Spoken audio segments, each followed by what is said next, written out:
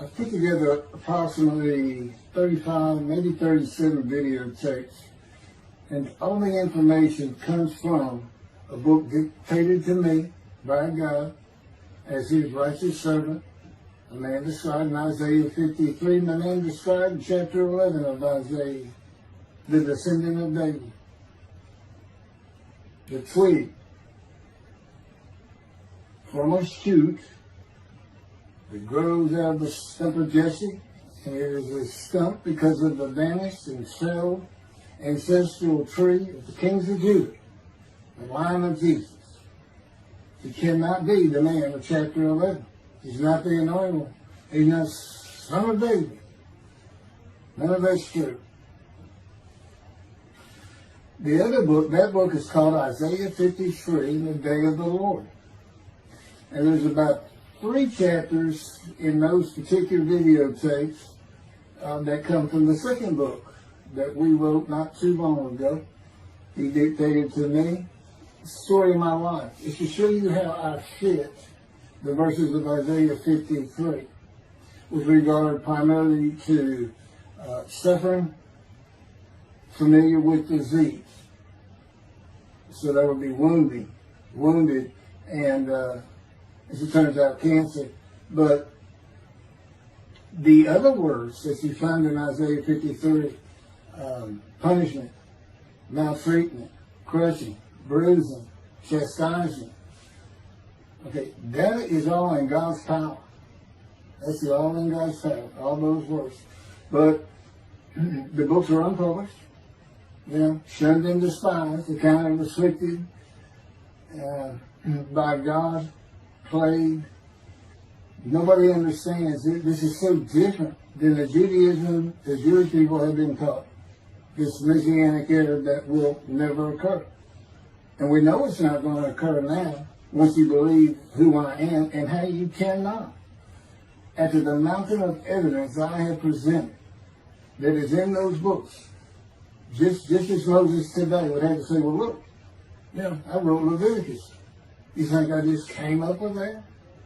You think I just came up with all this information? That I know how God speaks through an angel and who that angel is? Moses walks by a burning bush that's not consumed. The angel of the Lord's in the bush and God speaks. I'm the one who explained that to you. I shouldn't have to go any further than that. The God says the rabbis, the shepherds, they never listen to my prophet. They think they know everything. Well, I'm going to keep showing that they don't. This is primarily for the people who listen to them and not them. I don't expect them to ever respond. Because by responding, they have to say they've been wrong. Or that's just not what we believe. And so they won't change. The bottom line is they make money on it. That's the bottom line. God had me watch a video of Toby Singer just for this one purpose I'm about to tell you. He said, watch him raise his hand. He raises his hand to do his hair or rub his nose or something, and there's this big, fat gold watch. And that's just how you know this is the God of old. He said, look at that. Look at that. I said, well, he does. He died. His skin died, silver died. It might be a silver watch. He said, that's no silver watch. That's just a big, fat gold watch for everyone to see. And he makes his money on Isaiah 53. Guys, at least that's how he really got going. I don't know. I know he has a radio show. But remember, I'm in the fire refinement. Everything God does with me is to draw emotions, because I'm going to be emotionless once I get to Israel, for the most part. He'll let me feel what he wants me to feel. But nobody can get under my skin. You can't bother me. Even if I seem like I'm mad, it doesn't carry over to my insides. And I don't think about it any more than while I'm, as they would say today, on a rant, getting on somebody. But I bring his reckoning. I laugh. I tell him, you know what I am, don't you, God? He said, I know you're a lot, man. I said, no, I'm the reckoning, and I am the wrath. That's what I am. He laughed. Holy Spirit laughed. I said, you know, righteous servant, David the shepherd, Elijah, prophet like Moses. You know, I like wrath. What's his name? Wrath. What does he do? He's a reckoning. But anyway, I'm going to go through these early years of mine before God spoke to me. It's chapters 1 through 6. Chapter 7 is God speaks to an atheist, and I've already videotaped that. Walking with God, and something on visions and visuals. So the first chapter, this is what he told me right down, birth and tragedy. I was born in Bryan College Station, Texas on February. This shit's in from the Holy Spirit, yes. I could get an ask me before I start. Yes. Oh, this is only for the people who come to believe me. I don't expect anybody who's been viewing these materials and, you know, nobody's really subscribing, a handful, to be believed. Again, I can't imagine. I don't know what you people want. I don't know who you think's going to come to do something different. How are you going to know who David is? I mean, according to Judaism, there is no description of him. How are you going to know who he is? All this being presented, and I know Jewish people are seeing it, only 60% of the views are coming from the United States. Now, I don't know that that means 40% is coming from Israel. Probably not. You've got Canada, that's a big follower on my WordPress site. And really just all the countries of the world at one time or another have looked at some of this information as I wrote my blog, and the blogs became chapters.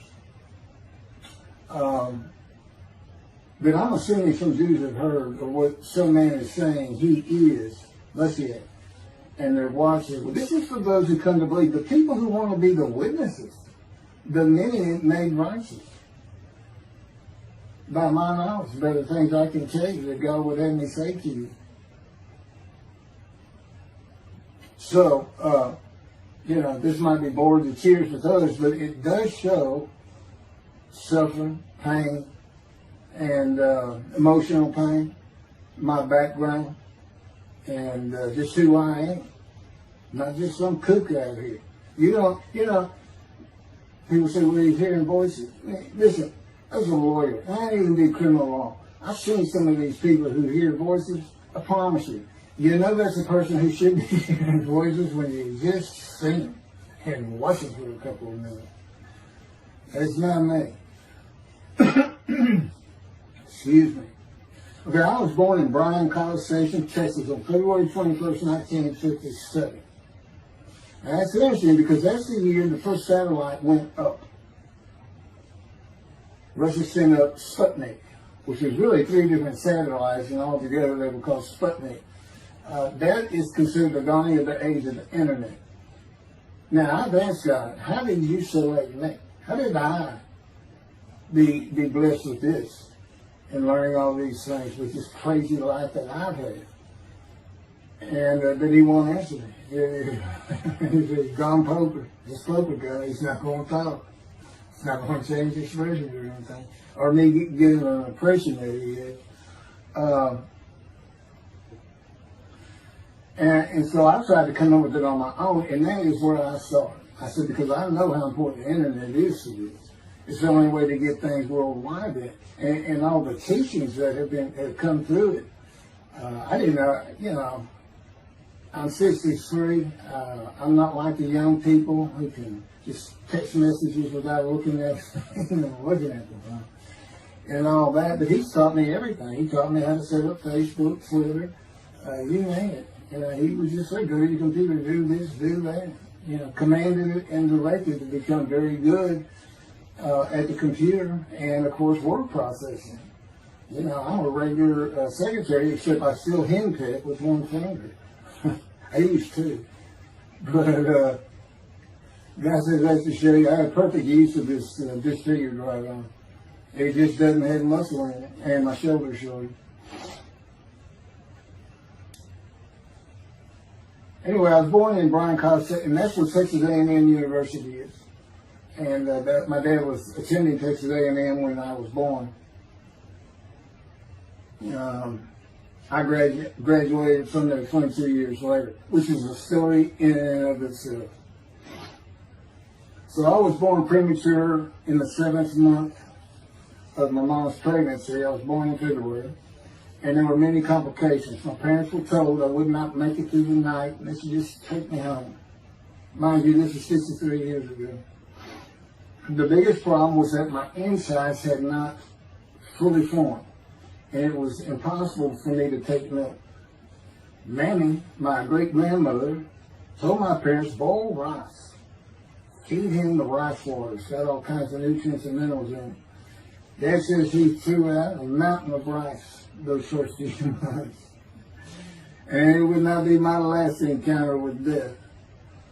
So my dad graduated, and we moved to Metairie, Louisiana. And his first job is an oil and gas geologist. He looks for oil and tries to sell deals to people who can raise money to drill. He gets money up front, the percentage of production once they get their money back. That's what he's done his whole life.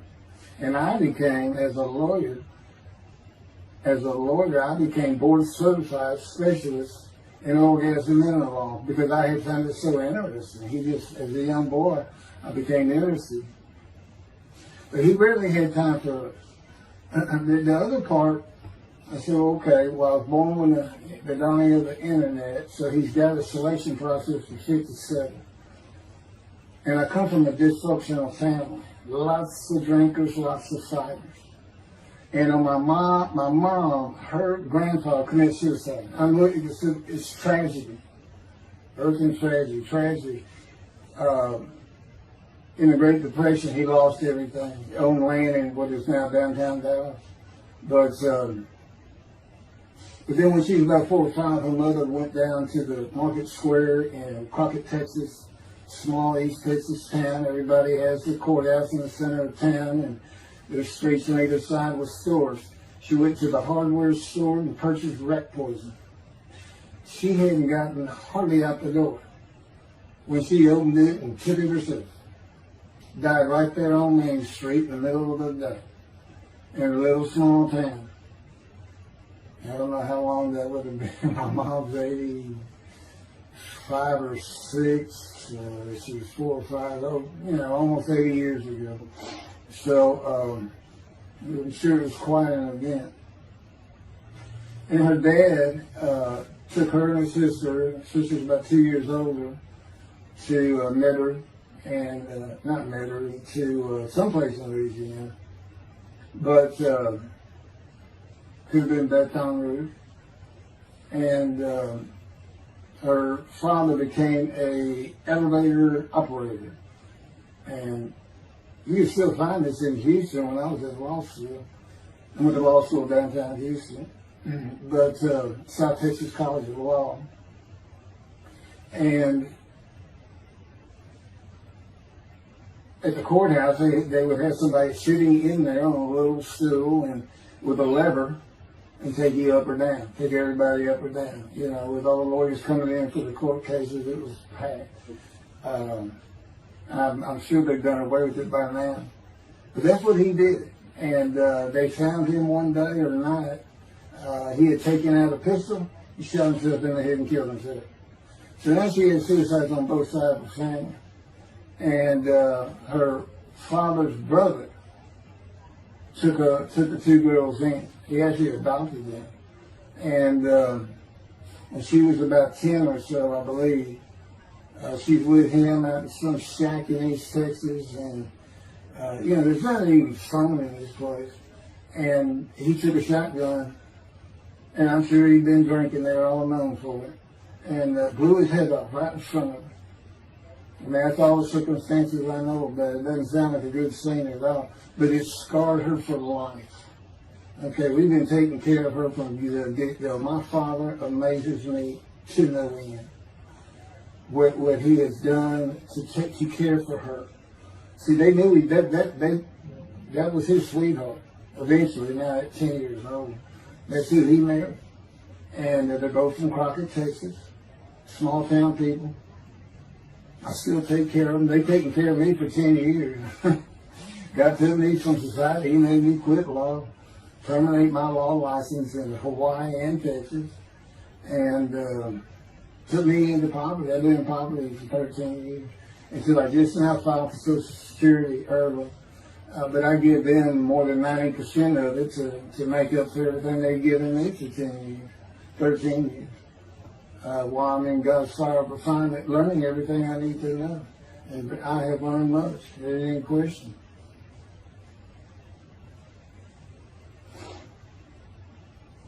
So anyway, there's four suicides right there. So it's a family of tragedy. You know, it's a tragedy of losing your entire family in the Holocaust, and you're the only one left. It's not like that. But God says, I just got things as close as I could. He says, I placed you in the womb to destroy you, really for just one reason. Well, two reasons. One, it makes you identifiable. But it was so people would pick on you. I wanted people picking on you because that's what happens to young Jewish boys. Just for being Jewish, just for having a disfigurement. People will pick on you. I told him since, I don't even really recall many people saying anything to me. He said, that's because you look like you crawl all over them. They did. And I did. I was always just say something, anything. It's just the way I was just angry inside. And God's taken all that away. But I can still go on a good man. But, and then my mother's in the 60s, young people may not know this, that's when, you know, the Woodstock and marijuana, LSD, everything started getting big. And at the same time, doctors were just handing out pills left and right. Valium, painkillers, Percocets, you know, just asking for it. They were writing scripts. And I know today they put a lockdown on that, but she got heavy into it and drunk all the time. I had to come to school and stay with her, and she became such a different animal, a different person when she drank. She became a little girl. You know, and maybe your mom act like that and slobbering and, you know, going there to be Valium dripping out of her mouth with a bottle of booze by her. So it was an ugly scene. And so I came from a dysfunctional family, so I think God wanted that. And He's there with me from my first year to make sure that I live a life of suffering. He orchestrated many of my wounds. And He's taken me back in vision to see these things. And His visions are, one thing you don't pick up in the Bible, when I say Bible, I'm talking about the Jewish Bible, the Hebrew Bible, but not, unless I say otherwise. Which is like when God says, my peoples. If He just says my peoples, He's talking about the Jewish people that says, I mean, He may say the peoples of Moab, or just by the context, you notice the son to another group. But that comes up all the time. So, to add to that, she tried to kill herself a few times. And when I was 10, my dad was at a Texas A&M game in Dallas. And I know it was 1967, so I was 10 years old. Because I'm very familiar with that particular game. It was against Bear Bryant and Alabama Crimson Tide. And he had coached at Texas A&M. So, as you can tell, me and my dad are big Aggie fans and football fans. But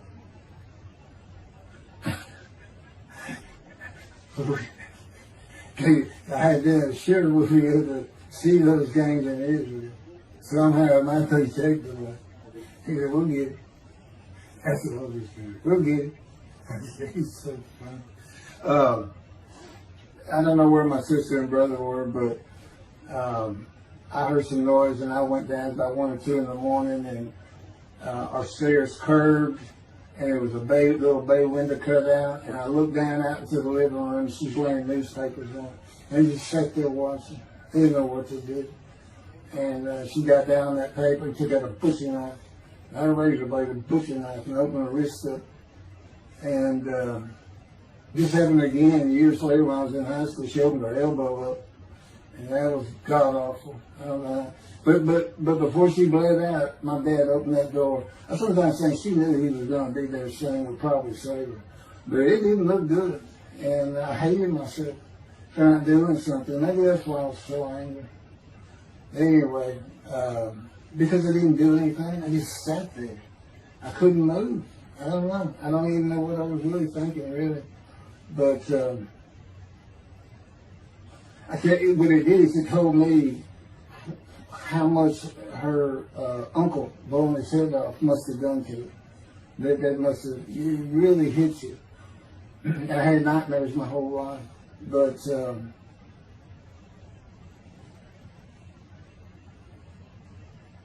I was 16 when she did the thing with the knife.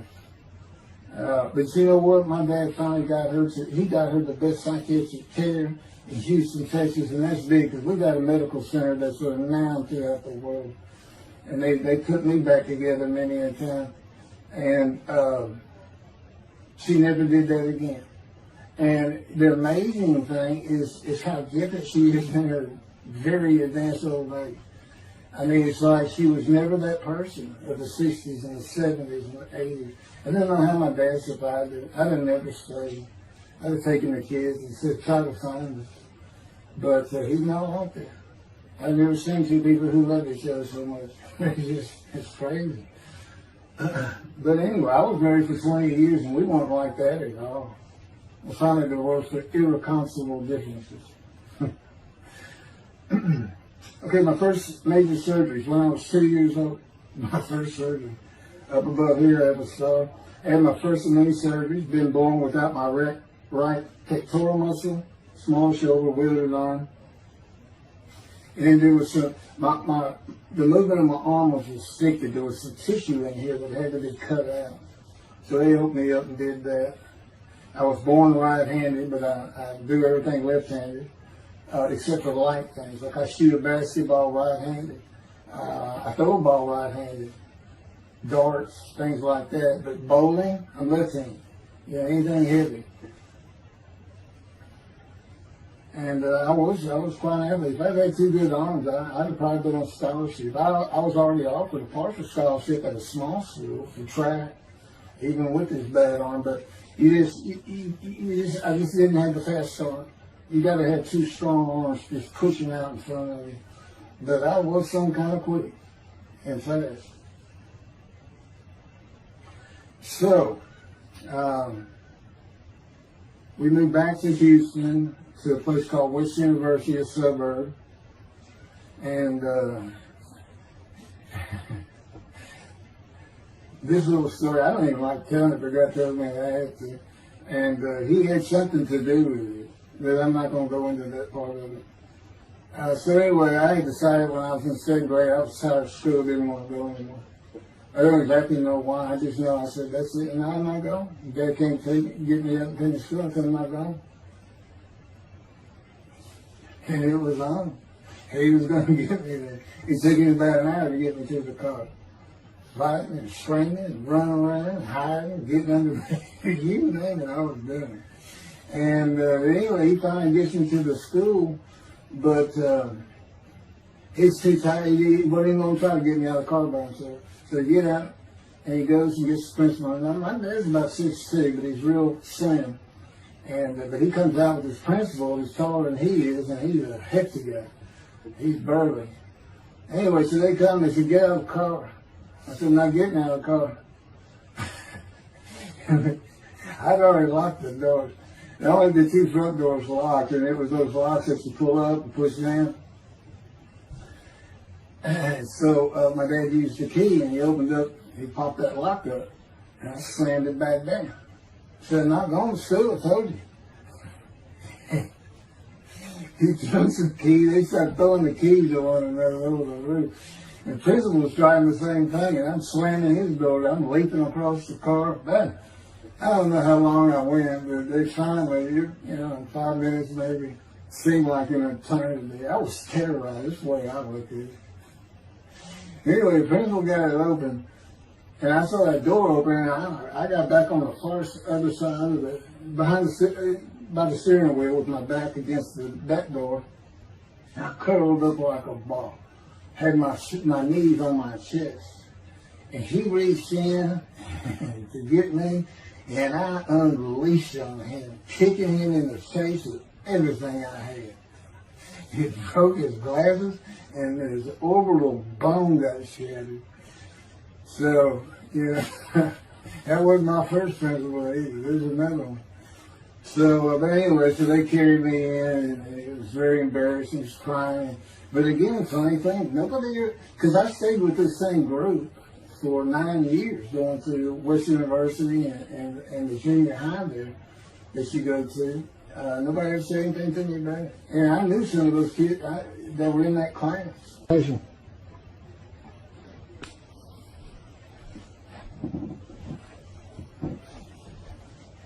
My camera only goes for half an hour.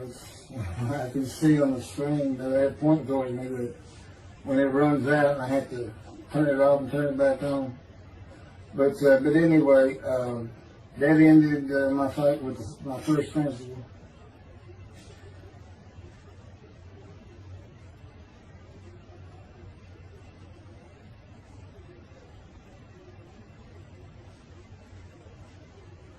Now here it is right here. I had me put these together.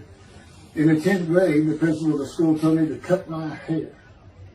You know, I had long, blonde, wavy hair, well past my shoulders.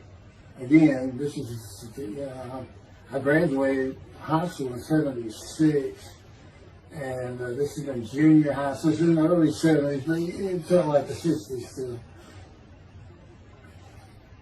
And I kept in a ponytail. It was neat. It was a school-wide policy. I think I was one of the last people to cut his hair. I was hiding all the time. I was always on the alert for the teachers that would turn me in. But I went and got it cut. I told the barber right at my collar. Sat there in the chair, cut it right at my collar as I was instructed to do. And then I was commanded to return to the principal's office. And so I presented myself to him. I sat down in a chair in his office, and he gets up, walks behind me, and grabbed me by my hair, back of my head, and jerked my head back fast. And said, "It's still over your collar." Now, I don't know if I did a backflip out of that thing. I can't really recall. But what I do recall is it took 3 people to get me off of him. And I was permanently expelled from school, which ended up me leaving home. It wasn't a runaway. I'm just out of here. I'm tired of everything and everybody. I ain't going to school ever again. Hate school always there. That was me. Yeah, they had to pull me off of him.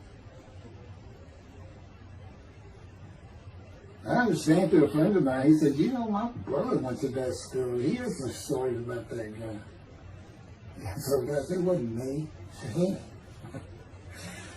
him. Second major surgery came when I was 12 years old to try and repair my right knee and just below it.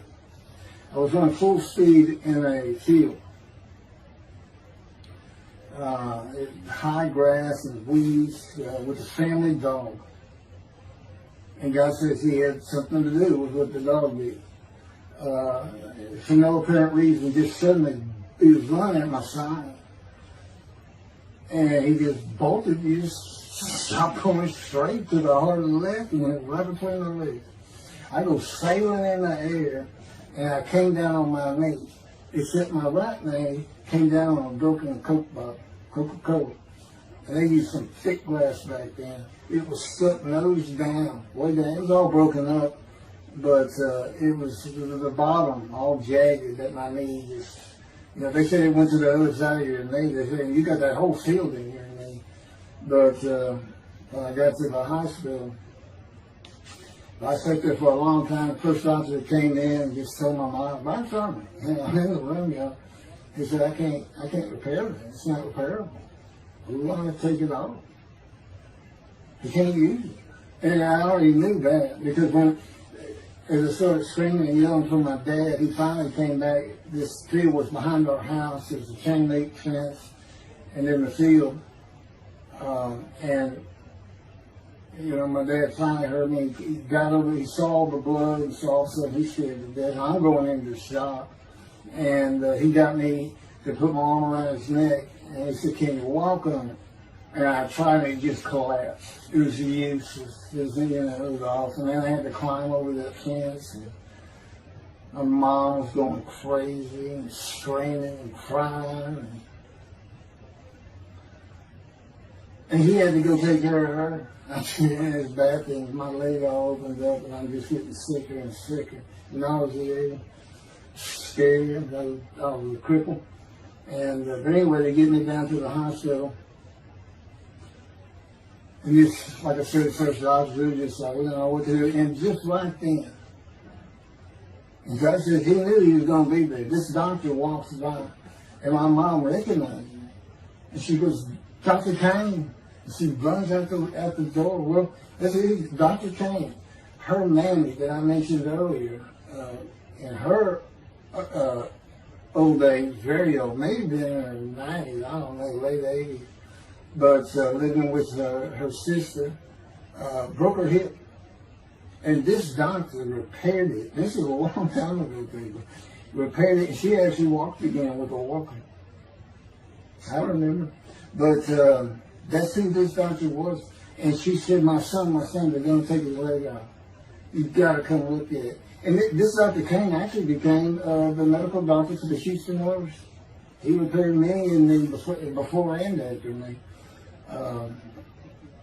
I guess that's what he specialized in. But he was at the hospital just to do rounds. He wasn't dressed for surgery or anything. But he came in that room, and I mean, he was livid when he looked at my knee and knew how I'd been there for like 5 hours at this time. And he just started barking orders about getting me prepped for surgery, and he takes off to go get prepped. And they literally ran me down to surgery in a gun. I mean, they were trying. This kind of fear he put in everybody. Anyway, I was in the hospital for weeks, and I woke up with my leg. I was glad of that. They had a cast from my hip to my ankle. And he told me, when I finally was being released, he said, if you put any weight on that leg, you'll never walk again. So, I can't remember, 6 weeks, I don't know how long it was that I had that cast on. It wasn't my first cast, it wasn't my last. Or maybe it was my first. Maybe it wasn't my last. That's another story. We're not getting very far. There's 6 chapters. I'm barely getting through the first one. But what I'll do is I'll just do 6, just like I did with Isaiah 53. I did 6 or 7 videos, 7 I thought. But then I joined them all together and put it as one video, the definitive commentary of Isaiah 53, which comes straight from God, by the way. I mean, you can contest what I'm saying all you want, but it makes perfect sense. For the first time, Isaiah 53 is explained. And how did I become the smartest religious view in the world who can see that? And what the wounding and the punishment, everything's about, and how it's really, in some ways, a snare for the Gentiles for the day of the Lord. Because he knows he can take me and just decimate any argument they want to put forth. You know, in particular, I'm blemished. I'm the Antichrist. In that I am the exact opposite of Jesus Christ. Okay, he's so smart, he was keeping the synagogue at 12. Supposedly he was a perfect, beautiful man. I'm just figured. You know, I'm not bad looking, but I'm not, I'm not Brad Pitt or anything. Anyway, it's sinner, I wasn't a visual sinner. I was a good person. I was good to other people. I was very compassionate. I said there was already a lot of humble in me. I didn't laud myself and the things I could do over others. Like being the fastest guy on top 5 at school and the fastest in the neighborhood. I didn't brag on myself. But as he took me back through my life and informed me when things were sin, it just seems like I touched on all of it. And if murder in your heart is actually committing that sin, as the Christians say, I don't really go with that, but then there's really not much I've missed. So I'm a sinner. Jesus can say, well, I'm a sinner too, I lie. All you got to do is read the scripture in the Gospels. You see what I'm lying. That's easy. And I came from the banished line. I thought I was the man of Isaiah 53. I thought I was going to be exposed to death, but given long life. This is what he would tell you if he was here. He said, but you know what happened? They crucified me. And on the cross, I realized I'm not that man. This is an exposure to death. This was like a sure thing. Father, Father, Father, why have you forsaken me? That's Jesus Christ saying, I'm not the man of Isaiah 53, and I just figured it out. That's what that is. Has God so down? You sure you didn't have that written? Why on earth would they write that down? They forget about it. Maybe they just thinking me.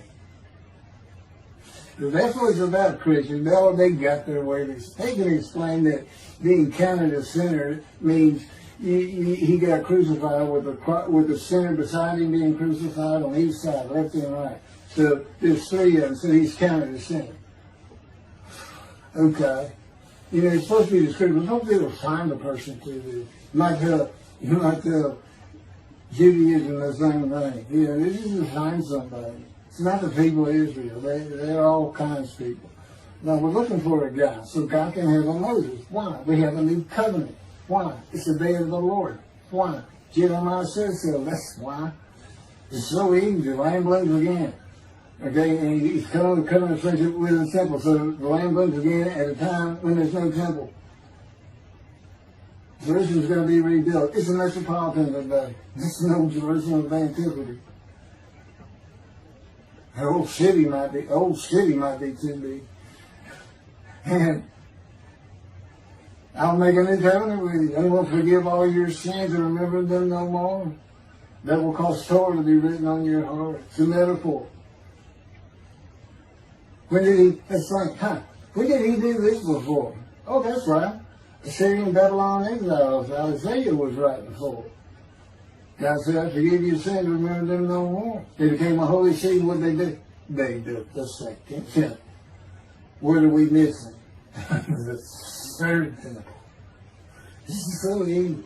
So it is the day of the Lord. There's any question of that. I'm just telling you it started with the Russians. Hello, Russians. And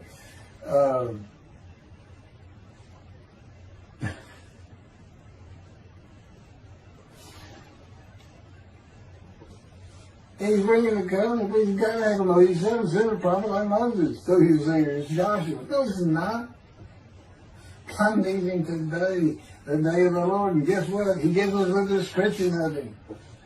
He knows this is a time of secularism, reliance on science and medicine and doctors. And you got so many more people who the only book out there is not the Hebrew Bible. There's a lot more books in it.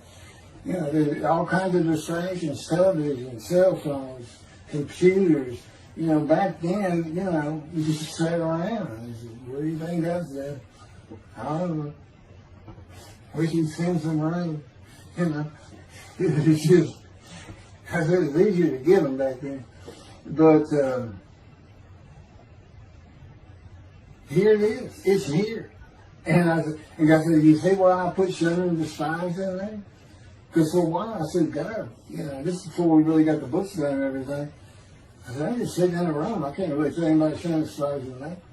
Counting me plagued, afflicted, by God and everything else. He said, well, how you feel now that we've been putting all this on the internet, guys, that feel Shunner and Despise? Yeah. I can say they know. There's no question this hasn't gotten back to those two. I say, you keep attacking them like this, and I'll be certainly sure, just in case I'm wrong. But, because he won't actually tell me, he won't tell me anything, this is a rule of thumb, he won't tell me anything that I cannot find out or become knowledgeable on or informed on of my own. Which means about nothing, because we're in a room all the time. The adjunct of the Holy of Holies is what I call it. I'm like the priest who can go, the only person who could go into the Holy of Holies was the high priest. And that's what I'm like. As a matter of fact, God had me write down, just as he had David write down, a new Psalm 151, where God said, it's on a video, where God is speaking, where the Lord came to me and God said, quote, and within that, he says, that he declared me. We actually used the song where he declares it for David. He declared me an eternal priest in the order of Melchizedek and King David. and a rightful king, small k, and a rightful king. And he also declared, I'm the righteous servant. I mean, that's God talking. I mean, he's using it. When he dictated to me, it wasn't, to be written in my personality. That's him. That's him doing a new song. So, because he does that. Even in the writings, the person doing the writing, whatever prophet it was, or Moses, or David, if he wrote Samuel 2 and King's Line until he died. As I said, God says, look, just assume the central character is the one I had right. Because their lives changed when I come to them, just like mine changed. This is not anything I could have ever conceived or even bothered thinking of. I had never read the Bible my whole life. If he didn't tell me, we're going to the bookstore and get you a Tanakh. That was 13 years ago. And my answer was, what's a Tanakh?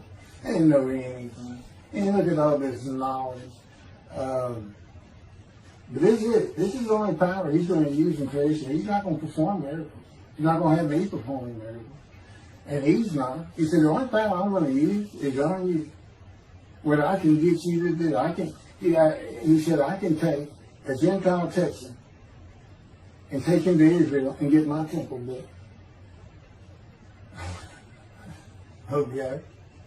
He said, because that's what you say to God all the time. Okay.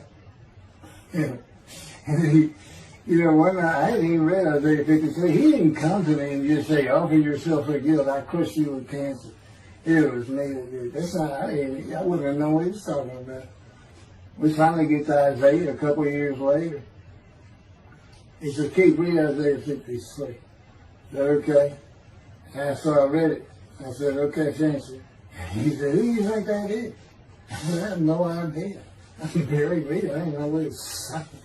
I said, I think these 2 verses ought to be up here. I said, you sure nobody messed with this thing? He said, nobody messed with it. He said, just get out of Isaiah and write it. He said, that's you. I said, oh, okay. And I couldn't have good luck convincing anybody. I can't even say what he's saying. He said, before we get done, and he's right. I've been over that thing so many times. From my original version of Isaiah 53 that he dictated, or told me how to put together, but every sentence, every word is we've changed it up and added things. I've learned things. Like I didn't know about the chest of devotion. I didn't know why the angel was leaving early in Malachi 3, but I do now. And all that would cause an amendment to my midrash on Isaiah 53. And, the book has me, these are all videotapes now, me and Rashi. Rashi, the first one to come up with this is Israel. And, I look at his answers and I just shake my head sometimes. You should see his answer in Malachi 3 for the angel of the covenant that you desire. There's only a covenant of friendship and a covenant of Jeremiah. And this is his answer. It's midrash, so he just takes a section of the angel is on the way. And it just says the angel of the covenant. And his commentary is the angel that avenges the revenge of the covenant. I said, what does that mean? What are you talking about? God's being funny. He said, I don't know. I said, you do know. He said, well, I'm not telling you. So, God likes to feel as though he's laughing. He doesn't actually laugh. He sends me a perception every day. Or he uses me to laugh. I've mentioned that in a video. Because he can't. He controls my words. I learned that in walking with him. Just one day, I'm talking out loud as we go. I'm discussing man and divine beings as though I had a sermon I was giving or a speech to somebody or a seminar. And I'm rolling, and I can tell he is really making this thing rock. He's taking it from here to here to here. And we're going. And I'm going. And all of a sudden, I use a word or a couple words that I simply don't use. And they're not what my mind was even thinking of. It just came out. And I just stopped. I said, did you do that? I didn't even say, hey, did you just make me say these things? Because I knew he knew. I said, did you do that? He said, I did. He was the only thing did it. I did. I said, okay. Anyway, that's where it all started. Now I know. Okay, guess who that is? That's the Holy Spirit. Using me. He doesn't sound like that. But he'll use words like that. So he's getting bored. They like to cut. Let me just say this. This part of God you don't know. It's not all the time. It's some of the times we do tend to get kind of silly in here. But, they do things after a while. I'm like, it's like, I feel like a kindergarten teacher, and I got two of those kids that you just shake your head at. She said, this is a handful. These two, nothing but trouble. Always fooling around, looking for a laugh. And the Spirit's always working in heaven. There's God's laugh, as it were. Again, He doesn't actually laugh.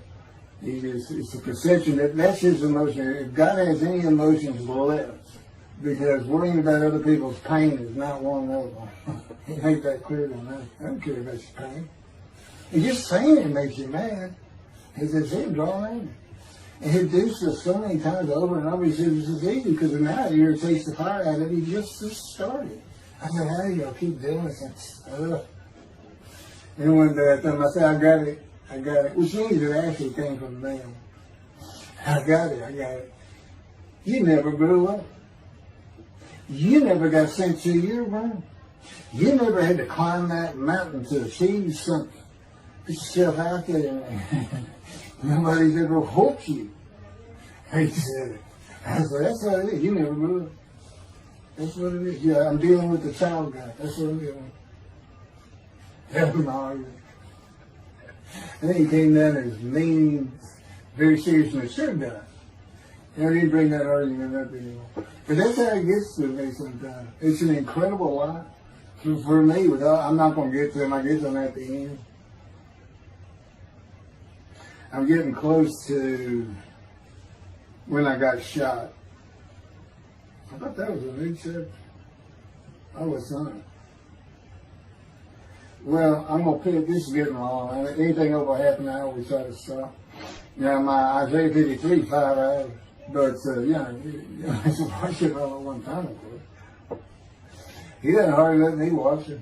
Yeah, I don't even watch them before they get posted. He said, no, you watch it later. Because it comes on the TV that he got me. I didn't know at the time it was going to be, that he was serious about doing videos, and I certainly didn't know about making it a backdrop. He decides everything. He tells me when I eat, when I get up.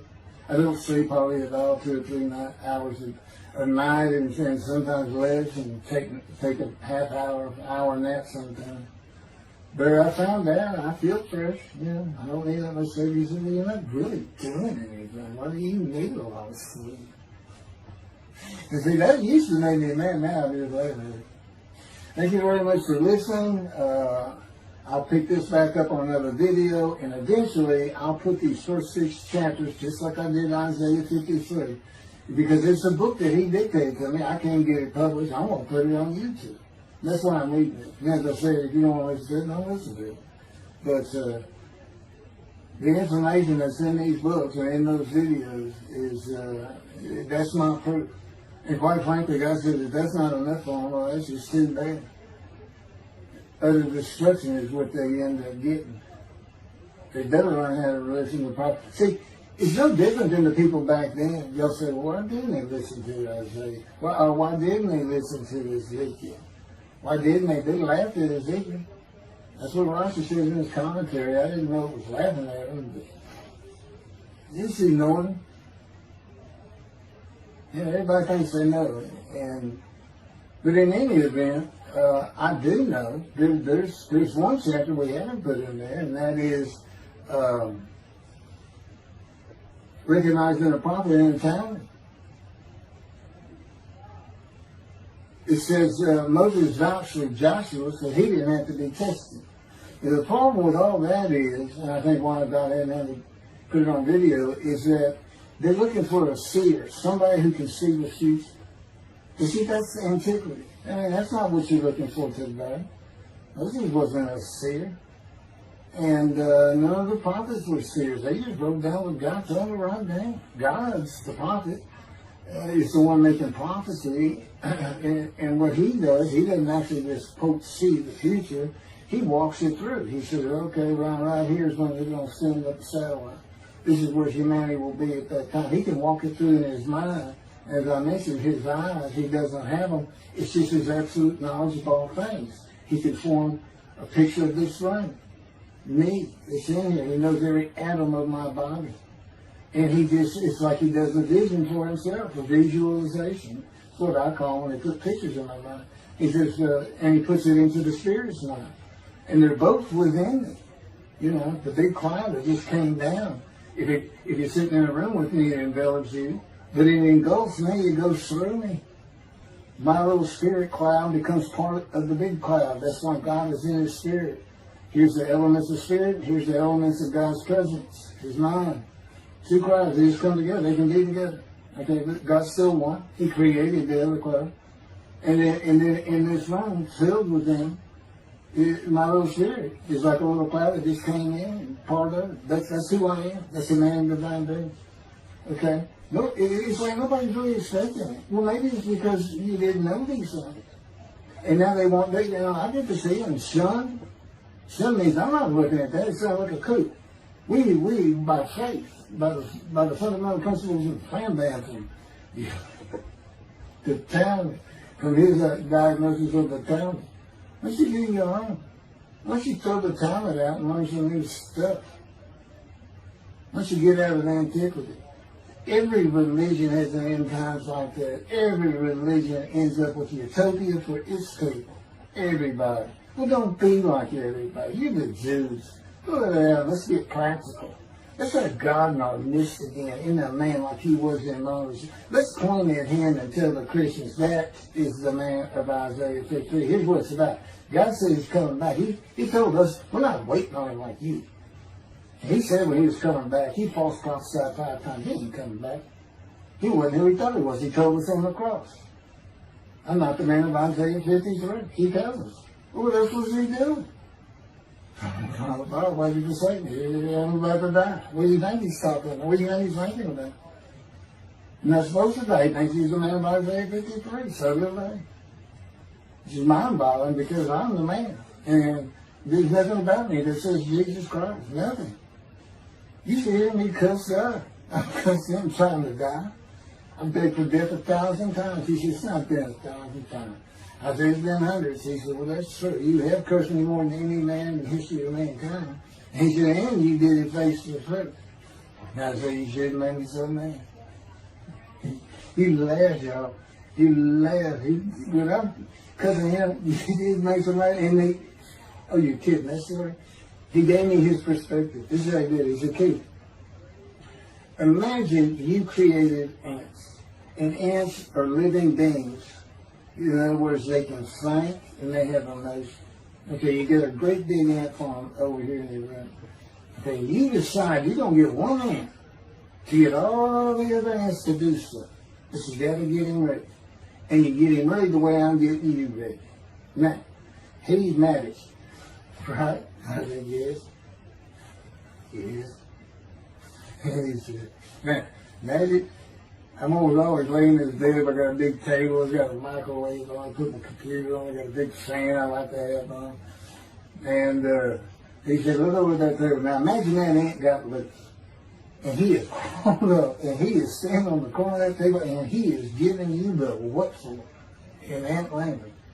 I mean, he's going. And he turned around and shaking his butt at you. And he's cussing. And all this. And all you got to do is go bump. And he's gone. I think that's funny. And it is. And that's how that's what it does to him with me. You know, the spirit wild me up. I call him the troublemaker. Trouble. He's so funny. But God's so humorous. There's a difference in their humor. Okay, now I'm told that does wrap it up. I'm going to pick up a gunshot. I guess it was forcing the accent to my knee. They ended up opening me up from between my breast and my pelvic bone, and now it's been 3 times. And eventually, you know, the lung cancer and colon cancer and skin cancer. But the lung cancer is when they told you should have died from the colon cancer. He said, but this is it. We can't treat that. It's too advanced. You're gone. And prepare to die. That was 20 years ago when the planes hit New York. It was the planes hitting New York that got me up off the ground one last time to see one more doctor. The life of God's righteous servant of Isaiah 53, chapter 3, gunshot. Shortly after I recovered from my knee injury, I moved to Fort Lauderdale, Florida. I was not happy about it at all. It turned out to be a lot of fun. I made some great friends to celebrate my 13th birthday. My only injury in Florida was having my front teeth shattered and knocked out requiring casts, which was more of an ordeal than I would have imagined. We returned to West University in Houston after 2 years. My mom was not doing well at all, and it was getting close to her second suicide attempt. I was back with my old friends and did not have much supervision from home, and I failed ninth grade. I made my own decisions, and I rarely listened to others. And after being set back a year at junior high school, I made a few new friends, which led to my next serious injury. My best friend was a Spanish Italian whose father was from Sicily. And he kept a machine gun in a violin case in his office at the restaurant he owned, where his son and I were waiters. It was called the Godfather. My son was the best pool player I've ever known or played with, an absolute natural. I will call him Antonio, but that's not his real name. Antonio's girlfriend was a Jewish girl. I will call her Rebecca, but that is not her real name. Antonio was a Catholic Christian. Rebecca did not practice Judaism, and Antonio did not go to church. I was a confirmed atheist, and we never talked about God or Jesus. Rebecca's father had foreclosed on a ranch about 8 hours from Houston outside of LaGrange, Texas, Fayette County. LaGrange was famous for the Chicken Ranch, which was an illegal brothel that operated from 1905 until 1973.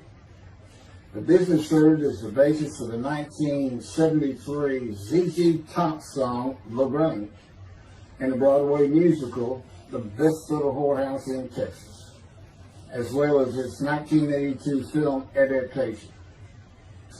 T.J. Flourney was known as the meanest sheriff in Texas. In the coming weeks, I would be interrogated by him outside of Shock Room 3 at Dental Hospital in Houston. This is an excerpt about him from an internet article. It was the most one-sided Texas battle since the Alamo, as 100 citizens watched disbelievingly in the dusty little town of LaGrange, their beefy sheriff, T.J. Flourney, reached into a black 1975 Continental Mark IV and began to shake by his $300 suit Marvin Zimmer, the star consumer crusader of Houston, Texas. That's from People, June 17. Next, the sheriff tore off Zimmer's blue-white toupee, waved it in the air, and then finally ground the rug under his cowboy boots. Behind Flourney's fury was the fact that on Zimmer's last assignment in LaGrange 18 months before, he had filmed an expose, which resulted in the closing of a critical part of the local economy, the Chicken Ranch, a legendary body house. Antonio, Rebecca, and I first went up to the ranch in the summer of 1975. It was a small ranch house and small lakes with horses roaming around lucent pastures. We decided it'd be fun to try and catch one of those horses and go riding. The next time I went to the ranch house was in Rebecca's father's Mercedes-Benz. Two-door convertible Mercedes-Benz. I sat on the hood of that Benz with a lariat while she tore through fields trying to run down a horse for me to rope. The horses could turn too fast, and we never got close enough for me to rope one. What we could and did do on the next trip was bring guns. A 30-30 rifle, shotgun, and two 22 caliber pistols with holsters. As a backdrop, Antonio and Rebecca had broken up as boyfriend and girlfriend, and her attention had turned to me. I did not believe that caused any friction between Antonio and me, but it should have. It did not seem to be a source of animosity of Antonio towards me in any event.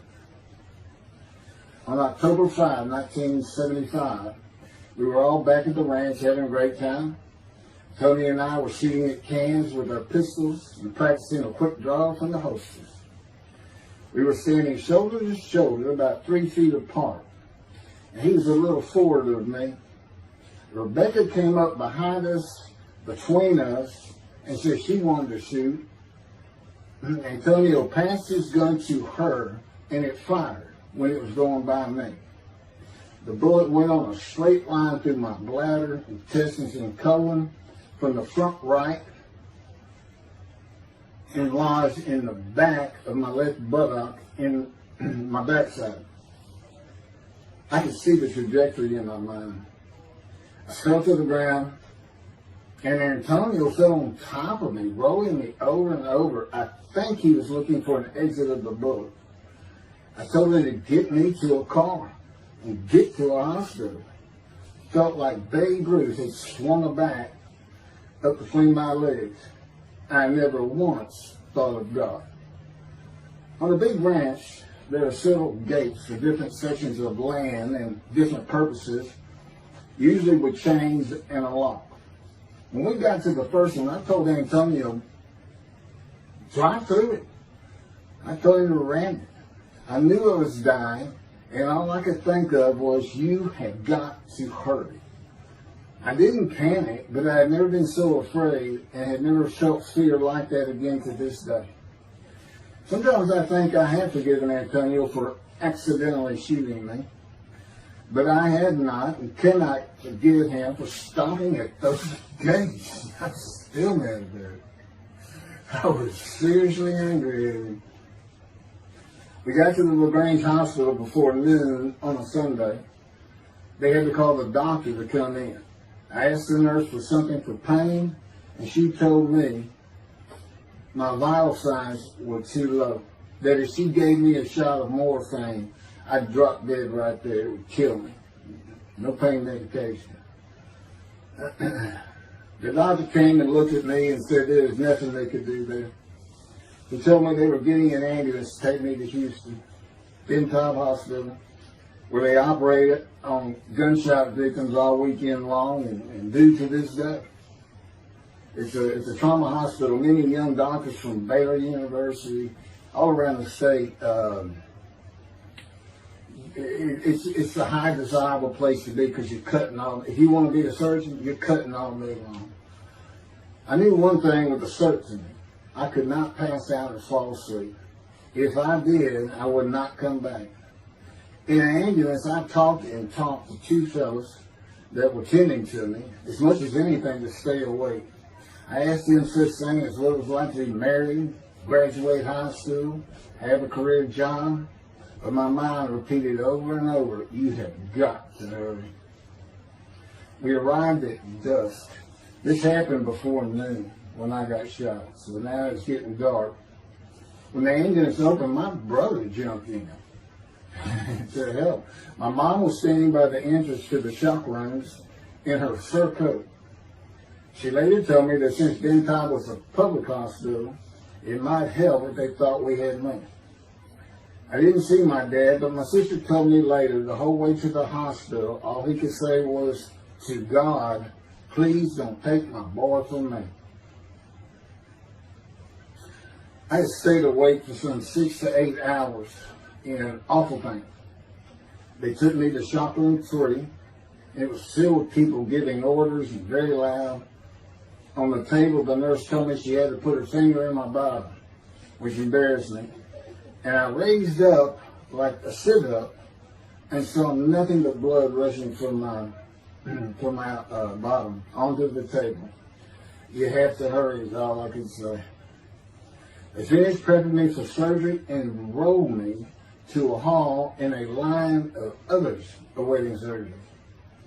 And someone was saying my name, and I opened in to see T.J. Floyd, Sheriff of LaGrange.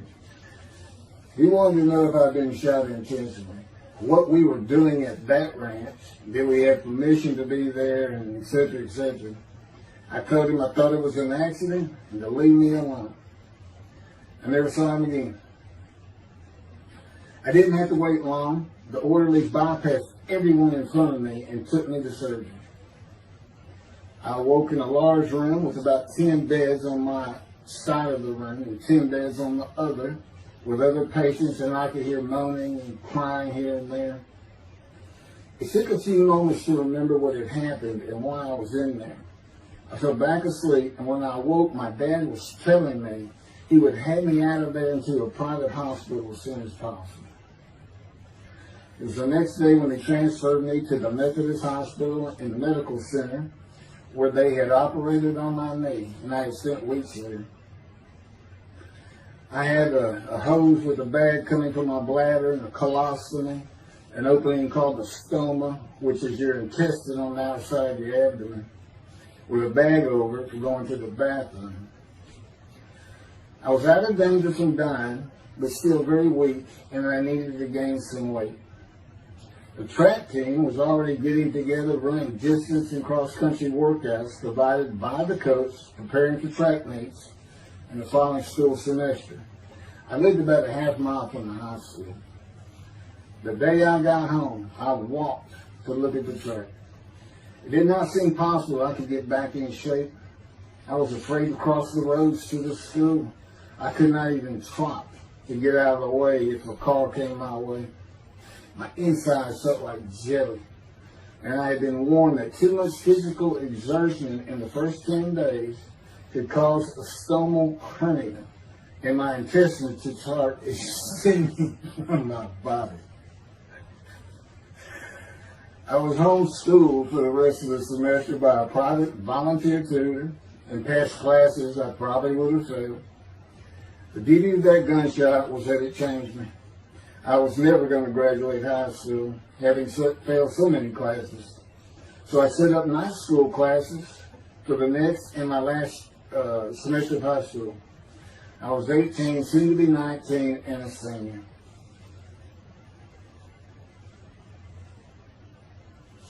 Chapter 4, College and Law School.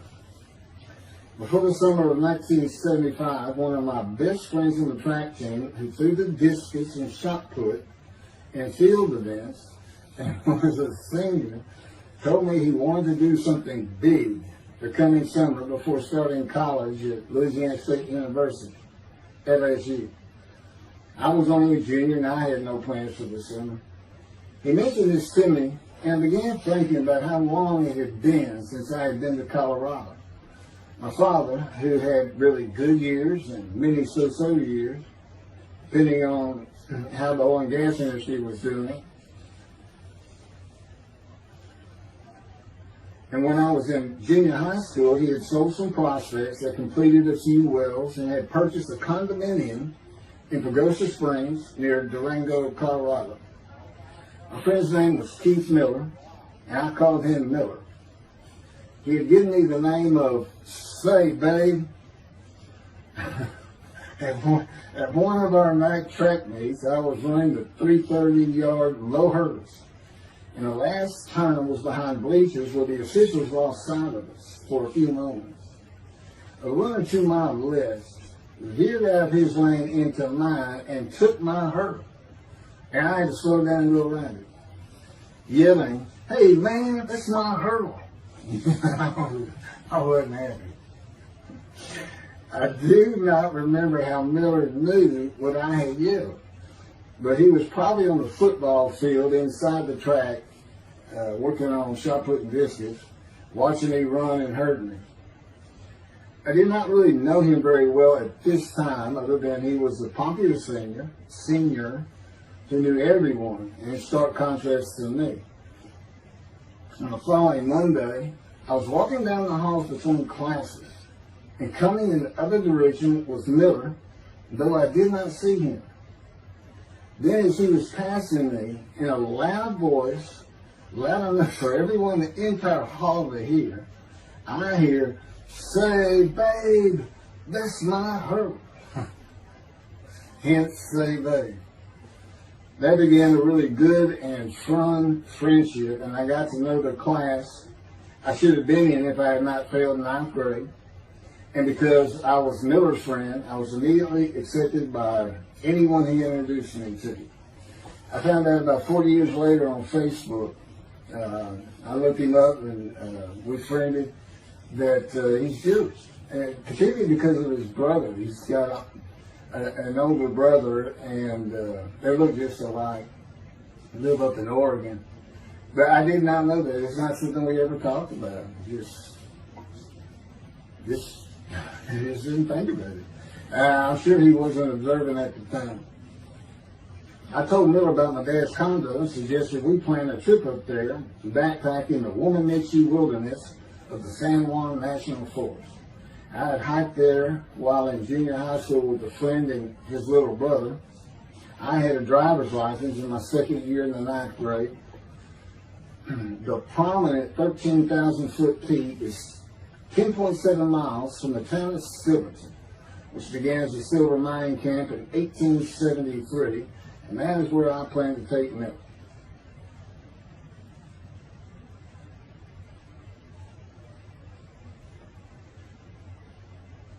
So Miller and I take off. We use his car. As I said, he was getting ready to graduate, and his dad bought him a Toyota. I can't remember the name right now. My dad's condo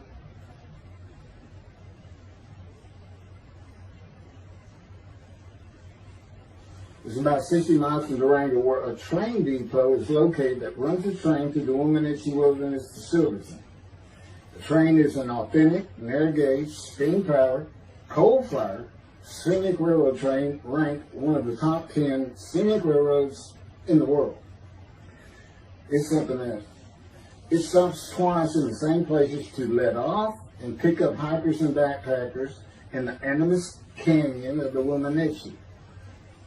At top speed of 18 miles per hour, it takes the train 3.5 hours to travel the 45 miles from Durango to Silverton. Oh, here it is. Miller had a new Toyota Celica. And after a day and late into the night, we made to Pagosa, slept, and we're at the train station before the first departure the next day. I don't know what the problem was, but the train was not going to run that day. So we couldn't get to where I wanted to take it. It's just too far. We decided to get a hotel in Durango and just head down the train tracks into the wilderness and explore an area I had never seen in with the maps. We got lost. And at one point we decided, let's just put these backpacks down and you go that way and I'll go this way. Well, we did that, we met back up, and then we couldn't find a backpack. And we did finally find them. We slept that night, and we had a big black bear episode because we had left some food out on the ground, which we shouldn't have done. And but anyway, we ended up making it back. We had one of the best party nights I've ever had in my life. We hit the main street in Durango, which is a tourist hotspot, and we hit every single bar. You could drink at 18 back then. It wasn't 21 as it is today. And we did. We made sure it was like a go. Okay, so every one of them had at least one drink: shot of whiskey, Boilermaker, beer, whatever. I can't really recall other than that. I knew I had been drinking the night before when I woke up. But we did. We hit both sides of the street. I don't know how long it took us and how many drinks we had, but we just had a lot of fun.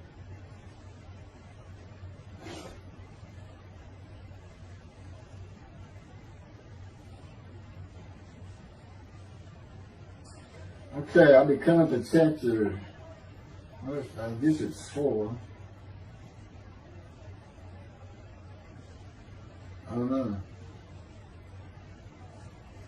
I thought I was coming up to the cancer story, but this is different. This is getting into alterations while at school.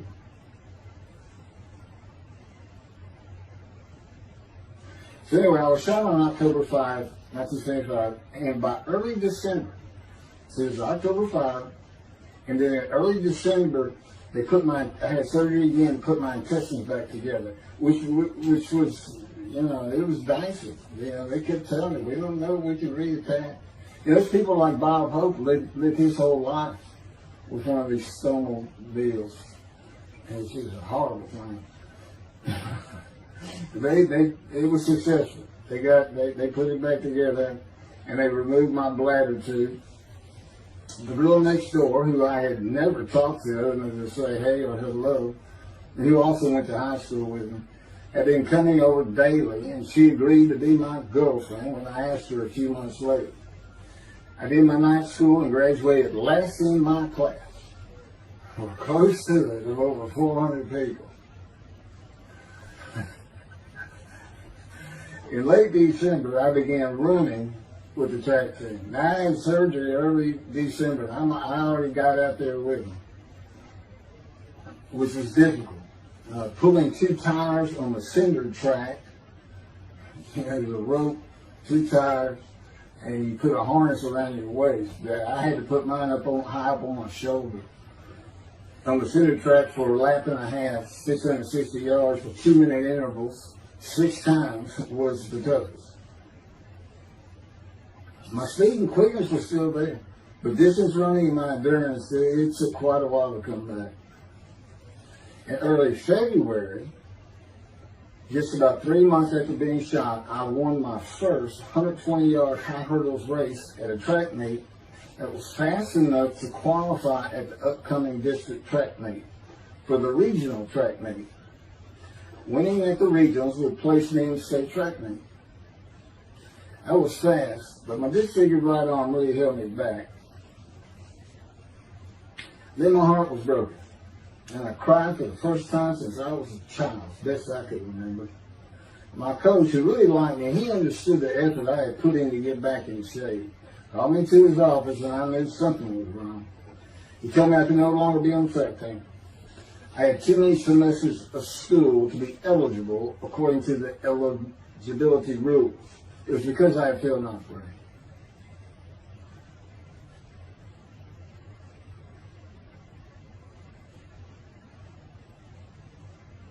And of course, I had no one to blame but myself. Skipping school all the time, just not trying or caring about learning was why I failed. I was not lacking in intelligence and common sense, as many people thought of me. I could and often did read a complete science fiction paperback book during the school day. One day.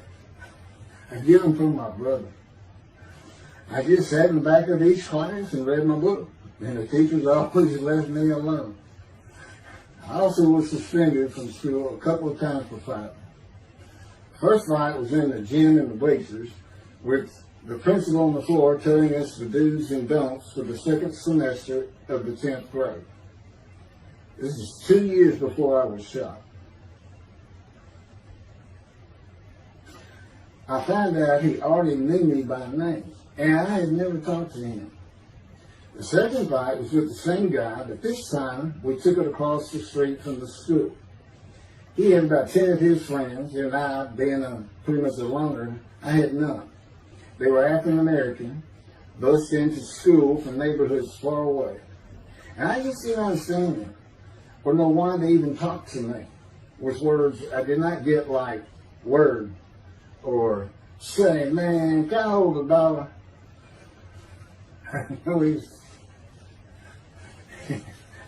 That is what started the fight in the bleachers.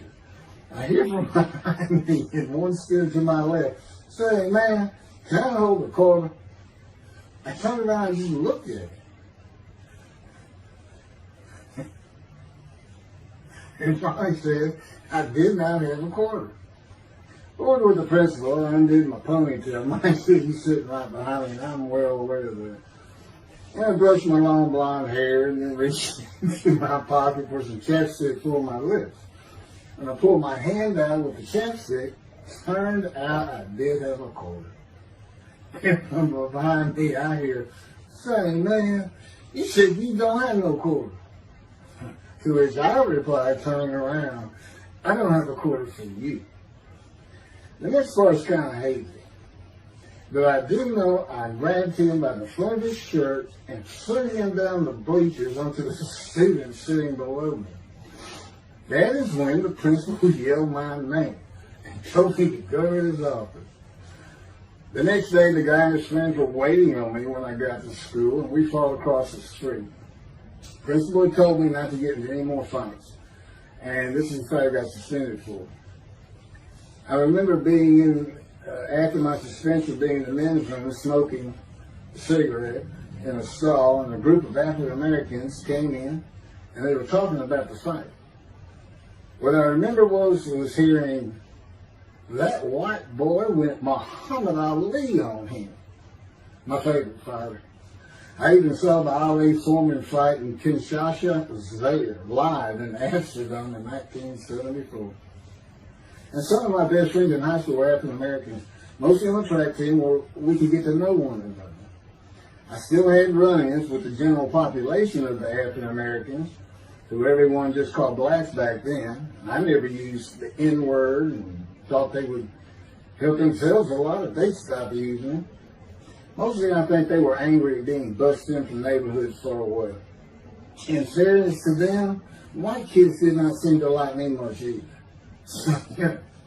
I looked young even for my young age, and with my long hair, about 6 to 8 inches past my collar, I looked kind of girlish, and many people said that to me. One day a friend of mine told me what it was to him. You never smile and seem to be very angry, like if someone looks at you crossways, you're going to come after them, daring them to say something, like you want to fight. My next suspension for fighting began in middle shop, and it was all my fault. There's not a big deal with that.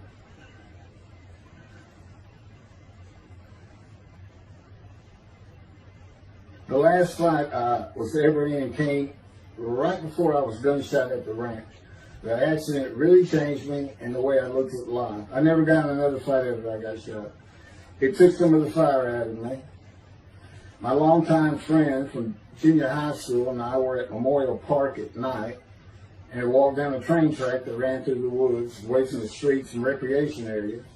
We went to the center of a long railroad trestle bridge that ran over a bayou to wait for a train to round the corner from either direction on a single track. When a train would round the corner, we had to run and jump off the trestle after clearing the bayou. We were drinking beer. As we were sitting, we started talking about the price of gas at 44 cents a gallon in 1975. Anyway, the trains weren't running. We got up to leave, and as we're walking down the steps, he said something about my father and about how to find oil and gas. And I turned around and just hit him with everything I had, with my right arm. And I realized what a stupid thing to do. I called him the Big Sweet. He's huge Norwegian. His hair was white and long and longer than mine. His hand was the size.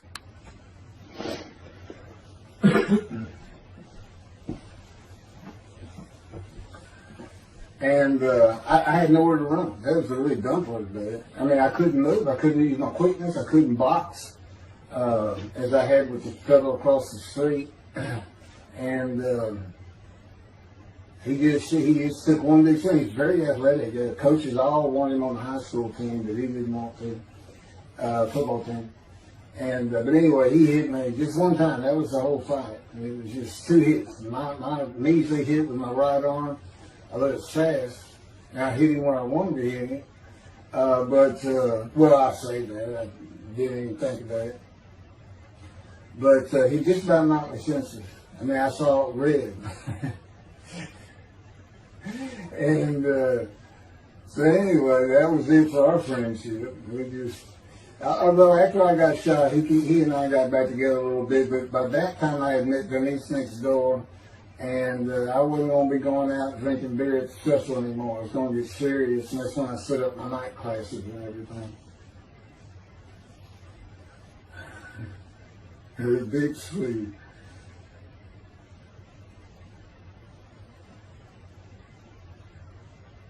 After the gunshot, I stopped seeing old friends, including Antonio and the Big Swede, and spent all my time with Denise from next door. I never wanted to be someone who succeeded in life.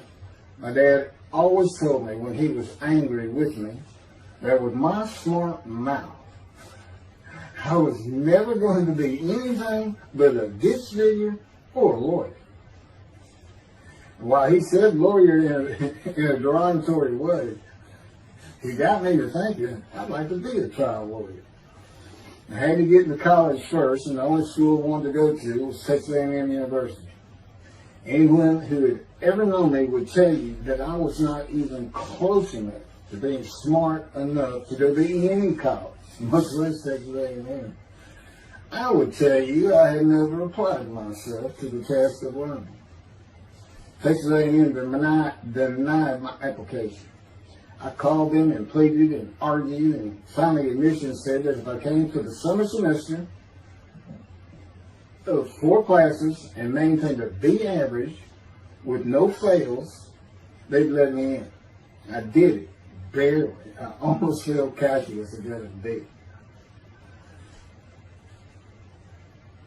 Just a quick thing on Texas A&M, because it relates to World War II, which always makes me think of the Holocaust, and how many Aggies were involved in that. Texas A&M enrollment began on October 2nd, 1876, and admission was limited to white males, and all students were required to participate in the Corps of Cadets and receive military training. Many Aggies served in the military during World War II, with the college producing 20,229 combat troops.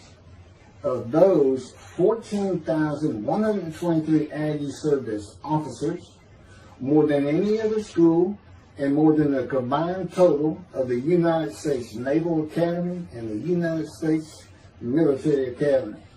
During the war, 29 A&M graduates reached the rank of general. Texas A&M is more than a great university. It's the home of the Aggie family with a long history of spirit and tradition. And I'll pass through all that. You can read. I got all this from Wikipedia.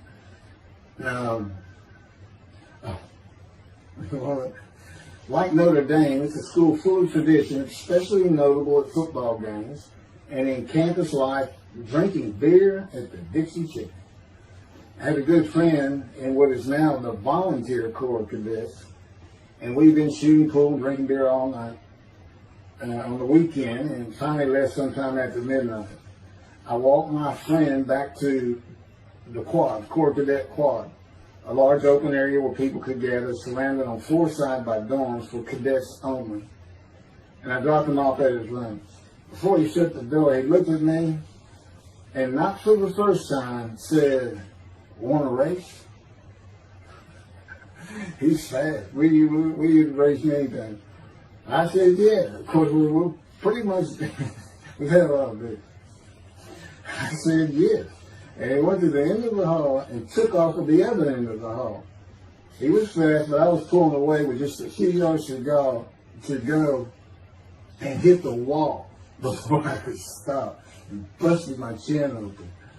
Blood's pouring out everywhere, people opening doors. Look, that's what the little guy did to the taller guy.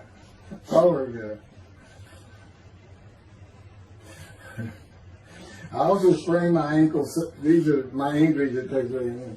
I also sprained an ankle so severely playing basketball with football players that I was in a cast for 6 weeks. Those were my only injuries in the 3 years of being here. It was the gunshot that changed me and everything in my life. I married Denise when I graduated from A&M in '79. Just 3 years after graduating high school. I went through in 3 straight years. Because I had those hours from the first summer, I just went ahead and went the next summer too. And I got out, and the average for most A&M students is 5 years. But I went through in 3. And of course that meant I never dropped a class. It also meant I had a low GPA, grade point average.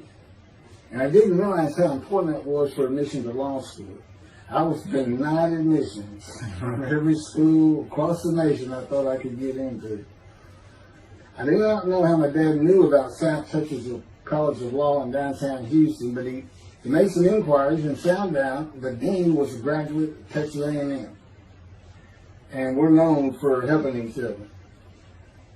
We set up an appointment with the dean. I told him of my rather intense home life and wayward ways, and that the A&M had given me a chance to prove myself as a capable student. You know, he hemmed and hawed, looked around the ceiling, and gave me the same opportunity A&M had. 4 summer classes, D average, no fails. I did it. I was terrible with chemistry and math, but it turns out I had good reading and comprehension. It's probably from reading all those science fiction books in school. I graduated in '82, and I did great on the bar examination. Keith Ellis McCarty, attorney at law. Who would have believed it? Which reminds me of verse 1 of Isaiah 53. Who can believe what we have heard? That's what any of my friends would say about me getting out of law school. Much less what's happening today. You go find somebody that knew me in high school, they say, who? Oh, they can't be straight. Get out of here. I know him. Forget about it. Chapter 5. 27-year headache. I'm going to pick up with that on another video. And then that'll be it. Some general comments. 5 and 6. I'm not sure what 6 is. Yeah, 27-year headache. I'll go ahead and mention God in one of these actions. And I won't say anything about the dog who took a hard left between my legs. It's about severed my knee, my leg. I won't mention that. Or hitting the big Swede on the track. Unbeknownst to me, my arm just took off. I wouldn't have hit him with my right arm. The things he is showing. And getting gut shot. Yeah, I think I would have figured that, you probably shouldn't be hanging out with this fellow anymore if you're going to be talking to his ex-girlfriend. Little things like that, he controls my perception. Little things like that in my life to make sure I am the man of Isaiah 53. If anybody thinks I'm going to back off saying that, they're wrong. I have been through too much. My whole life is dedicated to this time, the day of the Lord. As a matter of fact, what about my day? I said, what about my day? Well, he said, well, first of all, God's speaking with you and living with you. Most people say that's pretty good. I said, yeah. But anyway, here's something he's promised me that he lets me check out all the time. And I'm going to put on the screen.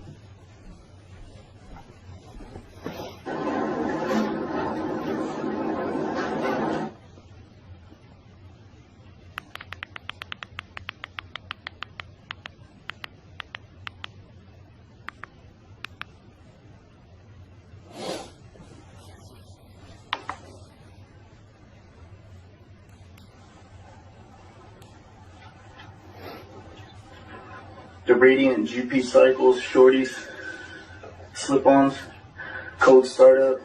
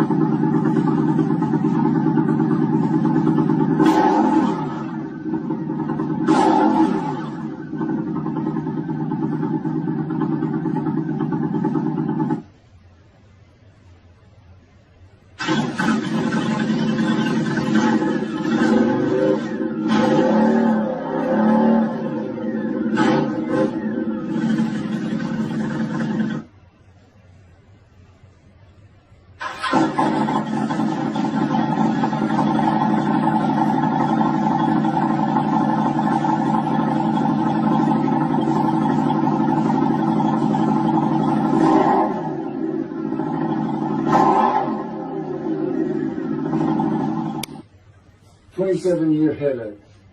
Chapter 5 of the life of God's righteous servant of Isaiah 53. The same year I graduated from law school in 1982, my son Justin was born. In 1985, my daughter Brooke was born. And in 1988, my youngest child and daughter, Laura, was born. I was making good money, though I expected a lot more, in my first job with a law firm that specialized in collections.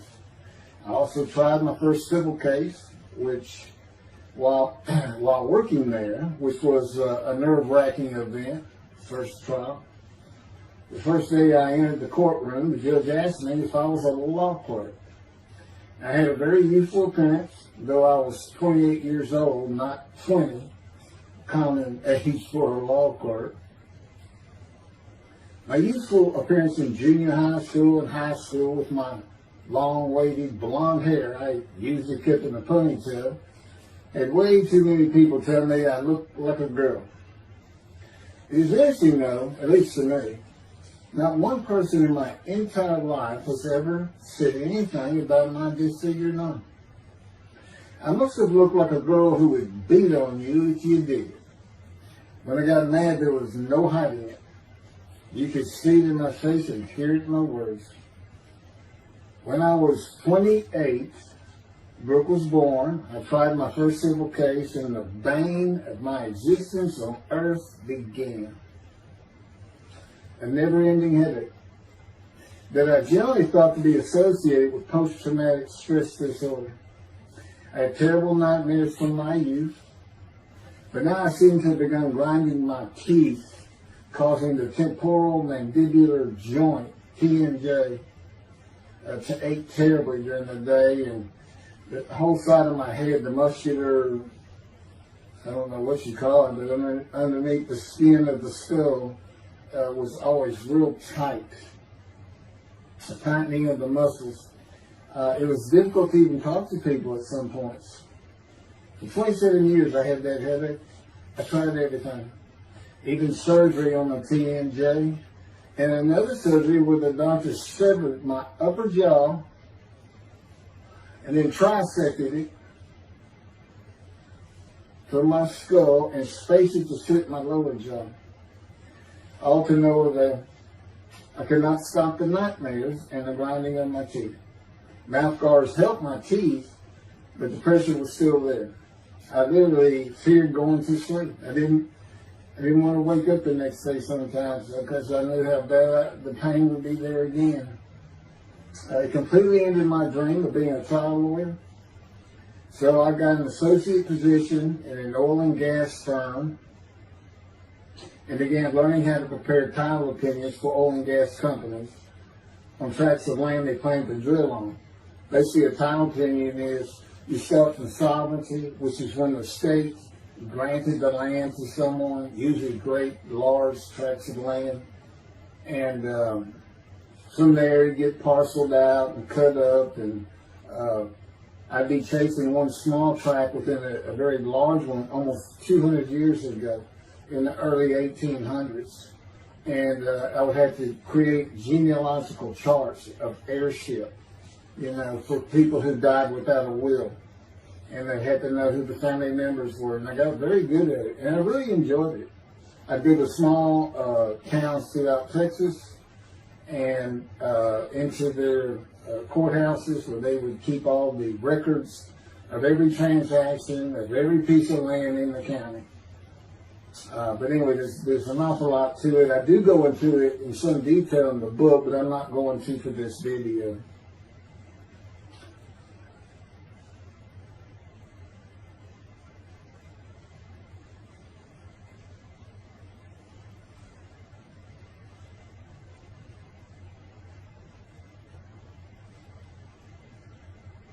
Eventually, I had my own firm.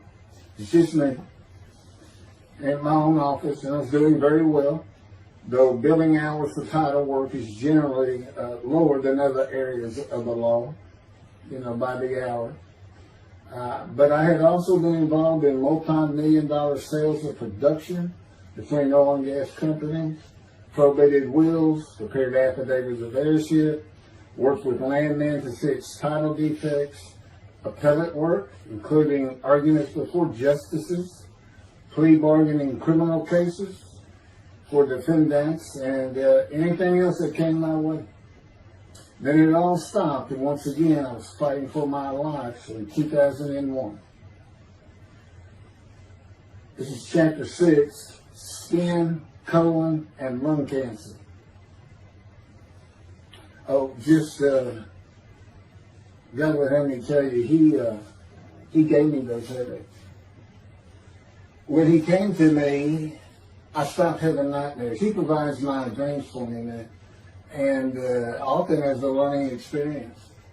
But the grinding of the teeth, everything stopped, and I thought it was just because I wasn't having nightmares, and took away any symptoms of PTSD, for which I was receiving money from an insurance company for disability, partial disability, and that went on for about 7 years. Then one day we're out walking, year 7 of 13, and I had that headache. It just came, and I just stopped. And I said, "You got to be kidding. You did not give me those headaches."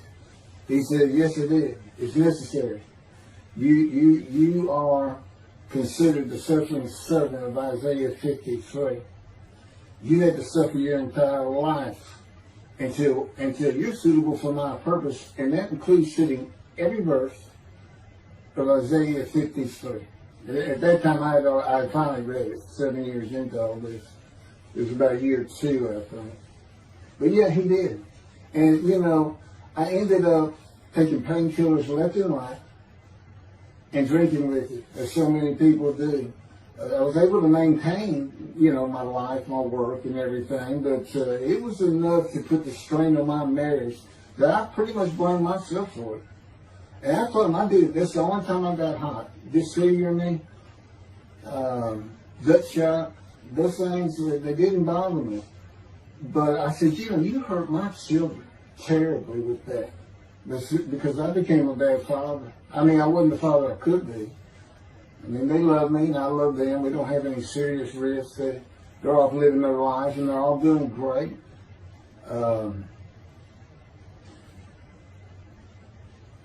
But if they consider themselves anything, they're Christians. And although I don't think any of them are overtly religious, or that they're in church every Sunday or anything like that, but you know, when I started going to the conservative synagogue here in town, and I told him I was converting to be Jewish, they're pretty much just saying I would be a Jew, I guess. I'm not sure that I didn't believe in Jesus. There's probably more of it, God says. But really haven't talked to them much at all in 7 or 8 years. So, but anyway, so God gave me the headache just to make sure.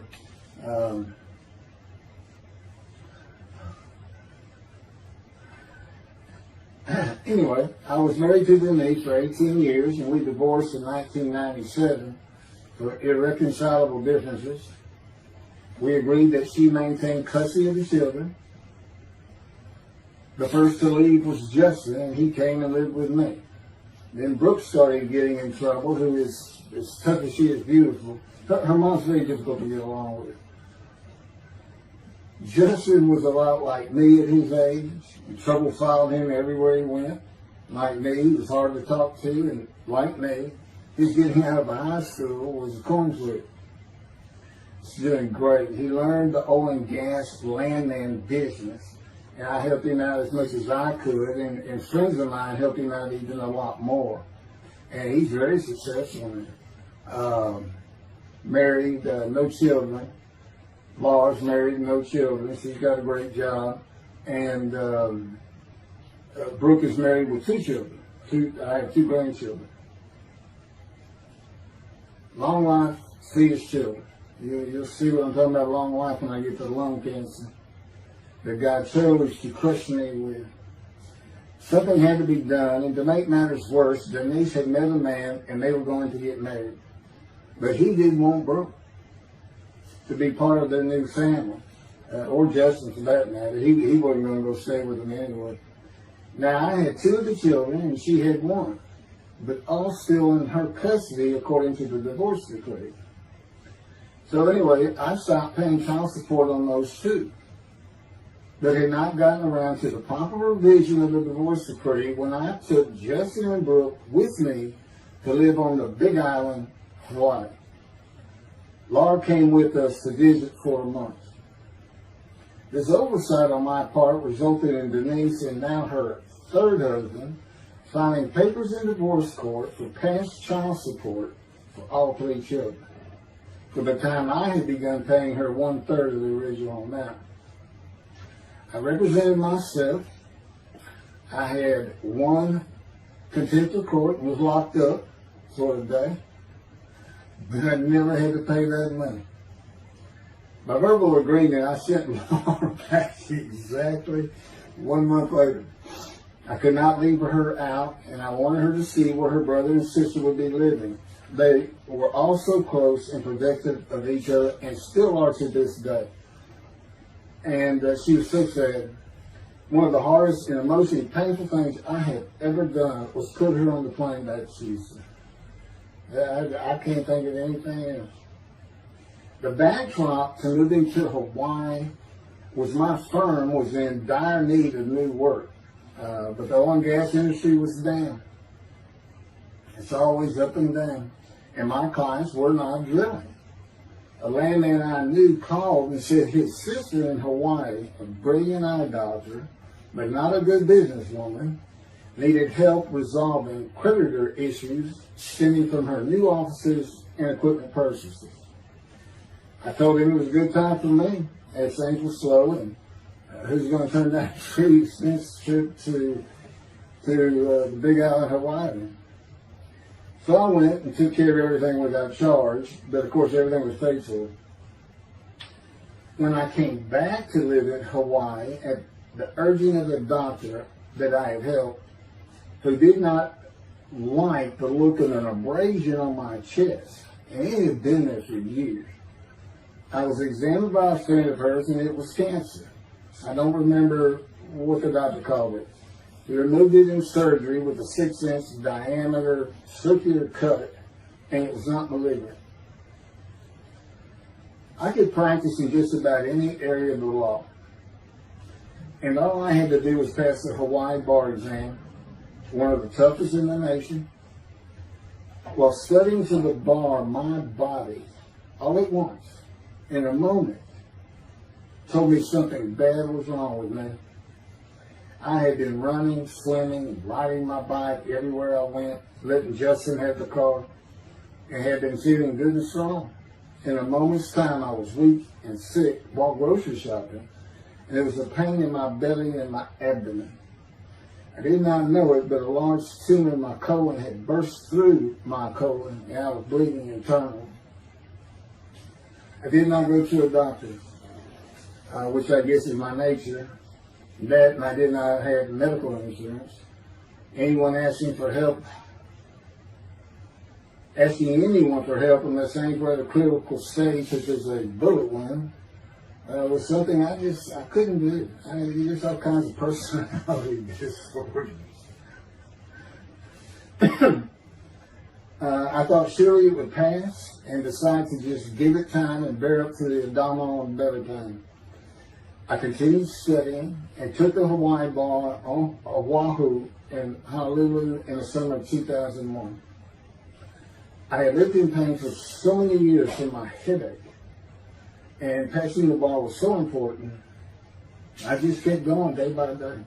Pain was getting worse, and but I kept exercising. It's the only time I didn't focus on the pain. I had always been a fast healer, and I thought in any day it would just go away. I finally could no longer take it. Brooke, it turns out, was in Houston visiting with her mom, and I left Justin at our little, we called it the little green shack. It wasn't much to it. We weren't there very often, really, except to sleep. And went to Houston to find a doctor for diagnosis, staying at my parents' townhome, which is where I'm at now. I had allowed my major medical insurance to lapse using premiums for child support when things had gotten lame. I just needed someone to tell me what was wrong. I would find a way to take care of whatever the diagnosis was. Early September, I was close to dying, lying on the floor of a dingy apartment of a friend who traveled for work. I could no longer get up to even try and get medical help. And I had not told anyone how bad it had become. Then the planes hit New York. Seeing how grief-stricken so many relatives were on the news, I began to think for the first time how awful my children would feel when they found out how and where I died all alone. So I asked my father, again, it's hard for me to ask people for things, for the money to pay for a colon examination that had been suggested by a doctor at one of those clinics you find in a strip mall, the only places I could afford. The doctor who performed the colonoscopy finally found what was making me so ill and unable to eat. A malignant tumor 6 to 8 inches long that had burst through my colon, and I was bleeding internally. You know, I come out of anesthesia, partial anesthesia, and he's holding this picture, and it's this great big purple blob, and he said, I couldn't get the scope past this. It's not a good way to wake up. To say it crushed me in my life is an understatement. The pain, the weight loss, inability to eat, all I could do was drink calorie drinks. Began about 4 months before the colon examination. That was 4 months of sheer pain. But as it turns out, I did pass the Hawaii bar exam. It was now early October 2001. The doctor told me, look, you don't have insurance. Go to Bentop Hospital. That's the hospital I went to when I got gut shot. Gunshot. I prefer gut shot. It sounds good. Good, man. And he gave me the picture from the procedure showing what he could not get the scope past. He's shaking his head and saying, you should have come in this early. So I went to Bentop thinking I was here in 75 on October 5, dying. But I did survive, and here I am again on the first week of October 2001. I showed the pictures to the admitting nurse. Instead of them sending me to the waiting room, she just looked at me and she said, Mike, this is a public hospital. I mean, you can wait all day long to have a cold check. She looked at me and said, why did you wait so long? And how are you still alive? And I told her, I have no idea. She did not send me to the waiting room. They had an orderly take me immediately to a room. There they hooked me up to a morphine machine where I could hit a button at a time interval I can no longer remember and receive a small dose. I do know I never missed one. I was very depressed. My parents who waited in that line for admittance with me looked so sad and depressed. It was not one of my better days, though I finally had some pain relief. Day after day, I lay there waiting for the next test they would run. It was during this time I received notification that Denise had filed papers in the divorce court to recover monies for the time I was taking care of 2 of the children. That's also when I received notification from Hawaii that I had passed the bar exam. So, you know, Bentop Hospital, what a lifesaver. I mean, young surgeons in like Baylor University, medical schools, you know, it's a prime position to get your hands on if you're going to be a surgeon. Because you're in surgery all day long and all night long, as long as you can stand up. They're bringing people in. It's just a real hot spot in Houston and a great hospital. But it's not a place you want to stay. You really don't. My doctor would come in and be out so fast, I never knew what was going on. He did tell you my previous surgery to my abdomen, where they opened me up from stem to center, complicated removal of the tumor. On October 25, my son's birthday, who was now stuck in Hawaii, They cut me open again and removed the tumor. It was about a week or so later, I was released with a schedule for chemotherapy. I returned to the dingy apartment all alone. I just stared at the television for weeks. I did, and chemo was so depressing for those who had to go into it. A small room with big chairs for about 20 people who all looked like death, including me. Everyone with an assortment of bags of chemo dripping into our arms for hours. It took about 8 hours before I really got sick from it. And I had to park a long way to avoid paying for parking and drive a long way to the apartment. It was a very gloomy fall and winter. When I completed my chemo of once a week for 6 or 9 months, more tests were scheduled. I do not remember how many months the chemo lasted. I do remember I did not finish, missing the last 3 sessions. At the end, I could not get out of the door without bursting into tears and just not going. It just wore me down to nothing. On the right side, it was my goal. I had my own apartment called the Loft. It was brand new and very nice on a bayou close to downtown Houston with a running trail alongside it and lots of woods near Memorial Park where I had been running a 3-mile circuit since high school. I returned to being told to follow-up tests, including x-rays of my chest, and the colon cancer had not returned then and to this day. The chest x-rays were another matter entirely. The doctor told me he had bad news and showed me the x-rays telling me the white spots I was seeing was cancer. They were everywhere. Lungs full of cancer, he said, at a stage I could not be treated with any success. My dad was with me, and I asked the doctor, well, what does that mean? And when he said you need to prepare for death, the look on my father's face was so sad and hurt at the same time I'll never forget it. And we've been through some tough things in this house, every house we've been in. It didn't affect me one bit. I did not feel anything. I was too beat down from the chemotherapy repair I did. God tells me I had a lot to do with that. In fact, I just, no matter what they said, I didn't think I was going to die. But I didn't know that. I just wasn't having that conscious thought. And God says he had a lot to do with that. Of course, he hadn't spoken to me yet. I have never seen a doctor for cancer or any other ailment since that day. I had to get Justin home was all I thought about. But I needed money. I found an old client that needed a tile pin for a drill site well. I struggled through that and got my boy back to Houston. And it was tough. I was so weak. And it had been so long since I really had done any title work.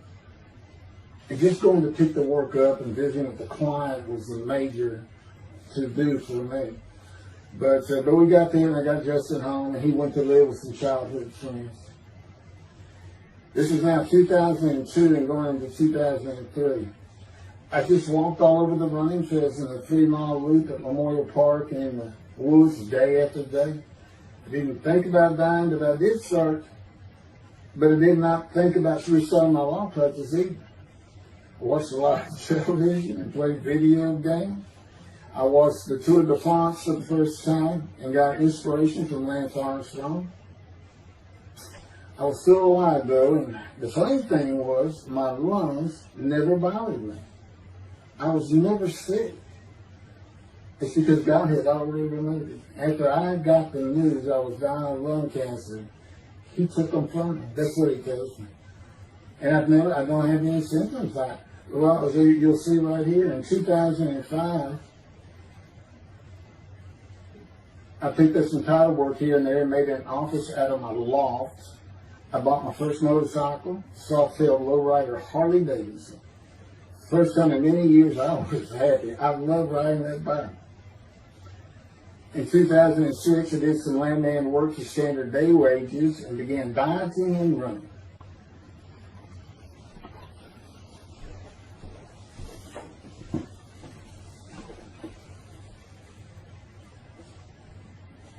once again, my camera only goes for 29 minutes and 59 seconds. And I don't know, back up just a little bit.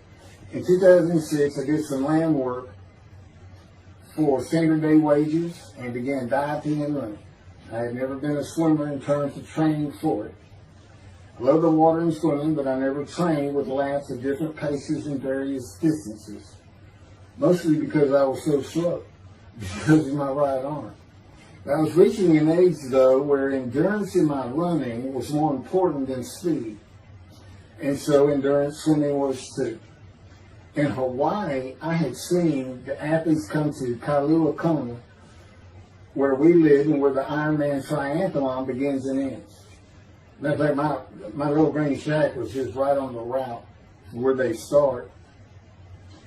That was a fun week. It was amazing watching the athletes train and prepare for the race.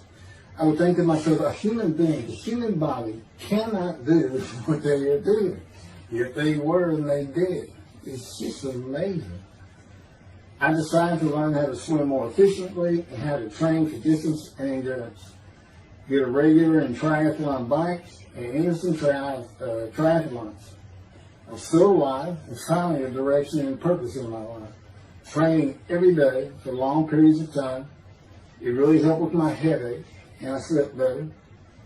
In 2007, I signed up for the March 30, 2008 Lone Star Half Iron Triathlon in Galveston, Texas, and the October 5, 2008 Longhorn Ironman 70.3 in Austin, Texas. You cover 70.3 miles, and you got to do it under 8 hours. And I did real well on the first one. As far as my time, it's 7 hours and a little bit, but I barely made it without disqualification in the one in Austin. And it was primarily because of the hills. It's this very hilly area in central Texas like this.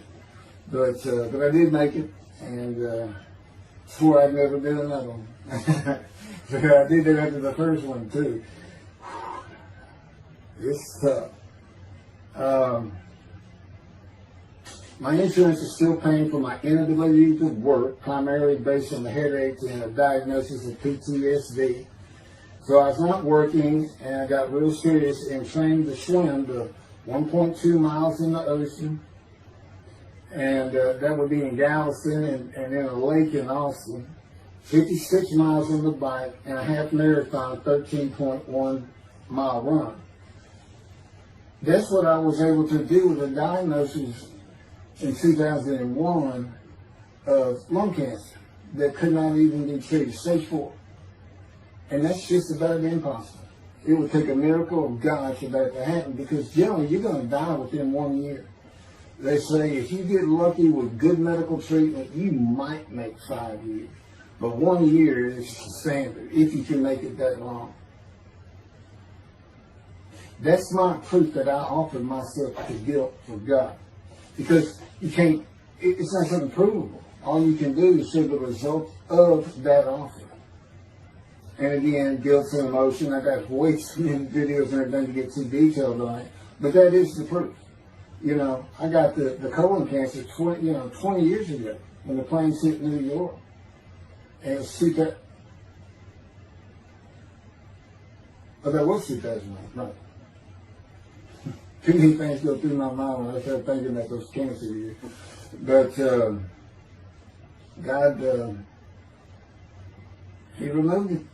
He had something for me to do, but that's verse 10. God chose to crush him with disease. And as I've mentioned, the reason He chose that is to show that I was blemished, defective, could not possibly be an offer for sacrifice, because He knew what the Gentiles were going to do. They were going to put an unblemished lamb in there and call the Jewish people's Bible their own, and use the laws of Leviticus, not unlike Mr. Toby the singer and his 6 million blemished ram sacrificed by Hitler, the righteous servant of God. How that seems to read. He's welcome to respond any way he wants to do that. But it's on the video, it's in the book, it's in quotes by him from his midrash, from his site. And he said, share this with everybody. Everybody can take it. Just share how great my knowledge is. Well, it's lacking in some areas. There's no question he's an intelligent man. But his reasoning capabilities, in my opinion, at least as to Isaiah 53, are severely wanting. I am that man. And God's going to give the Christians hell with it and with me. Just like I just heard this for the first time on the video. When all of a sudden he had me say that Jesus announced he wasn't the man of Isaiah 53 on the cross. When he said, Father, Father, Father, why are you forsaking me? Because he was about to die. In Isaiah 53, who he thought he was, and he's not, he doesn't fit the verses, but he thought he was supposed to be exposed to death. They give him long life, so boldly he goes into the Roman Jerusalem and gets himself taken up. He's not worried. Delusional, yeah, maybe. But as far as I'm concerned, he's nothing but a story. He never existed. And the story starts with the scenes of the Red Sea Scrolls and the teacher of righteousness. Real quick, I'll go over that. Here's the thing. Their founder is called the teacher of righteousness. Okay? They were great followers of Isaiah. They had the great scroll of Isaiah. They're prolific writers and copyists. They had their own gate at Jerusalem. The Essenes gate. Now, the New Testament never mentions them. You got Pharisees, Sadducees, Essenes, but they never mention an Essene. And Jesus, quite frankly, would have been one of them. Because they embody who he is. They didn't like riches, hated sinning. They didn't like material things. They removed themselves from Jerusalem, in the most part, to those caves by the Dead Sea for that very reason. But they did have a gate.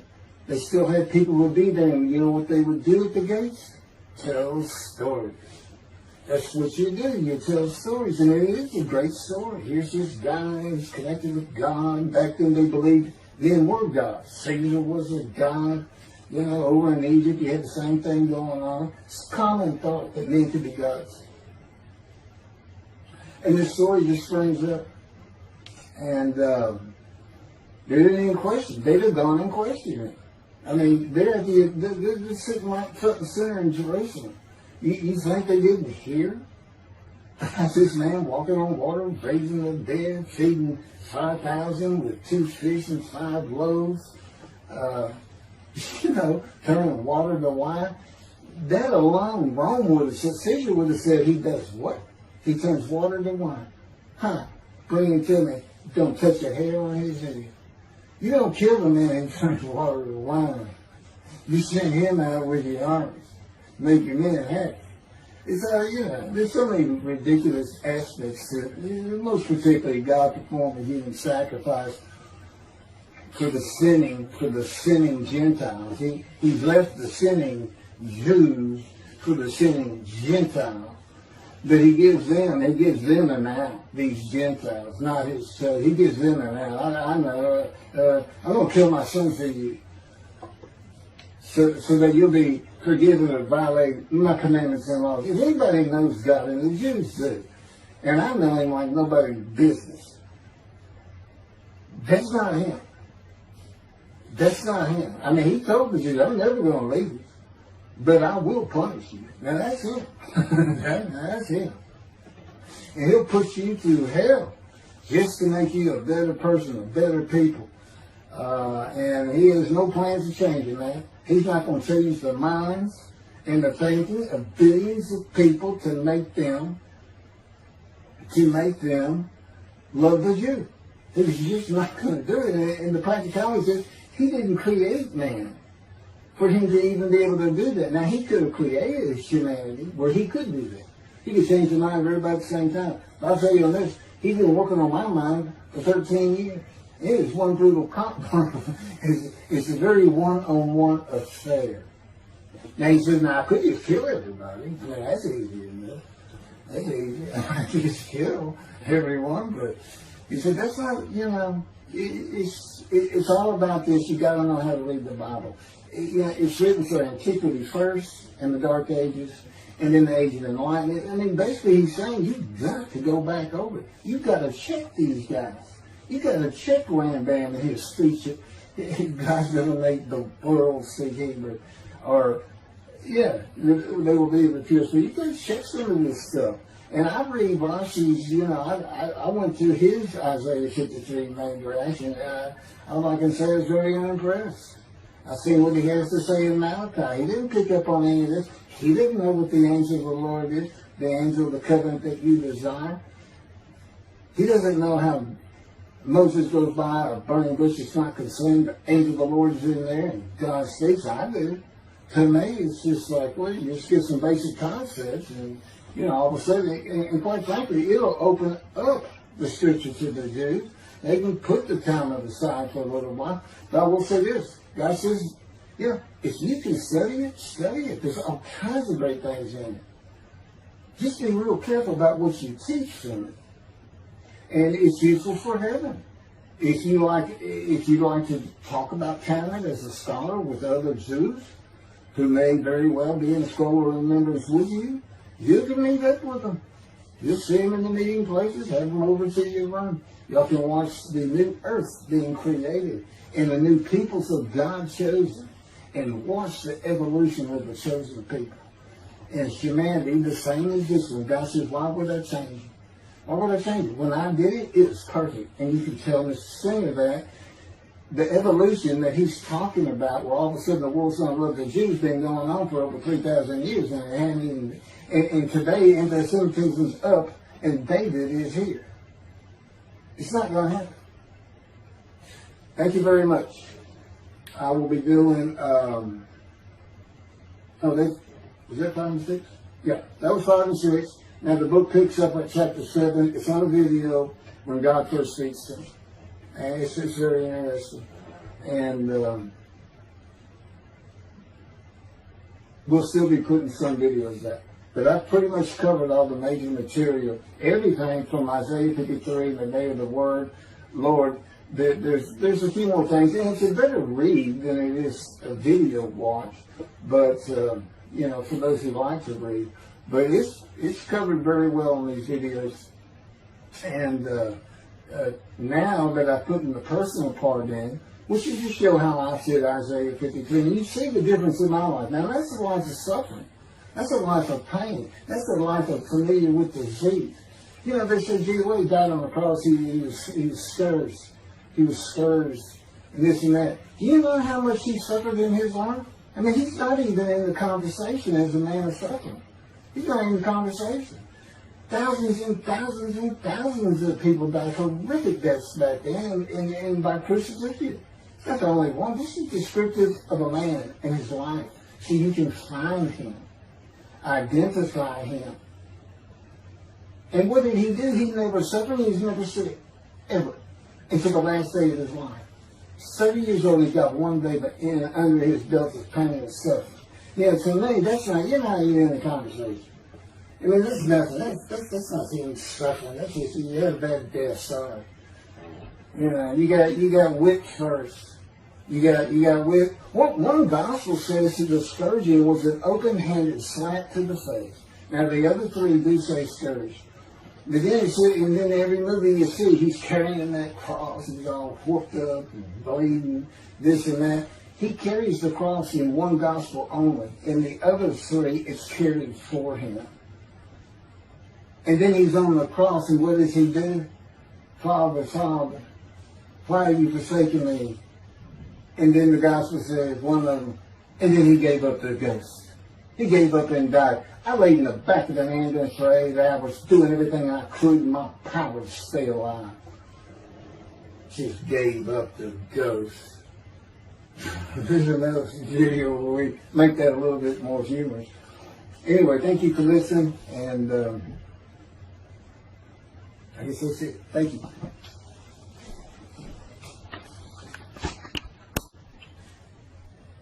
This is a video that leads into a brand new, very distinct, not heard from before, commentary on Isaiah 53, which begins actually in Isaiah 52. It's comprised of 7 videos I have put together in the last month or so. And I'm just putting them all together with a lead-in video explaining these things and why it's so new, novel, and has such a different view of the scripture from that which Judaism teaches regarding a Messianic era when David comes. The descendant of David, they often refer to him as King Moshiach. Moshiach means the anointed one. And you'll get the idea from the title of this video real quick. God speaks to an atheist. And it began like this.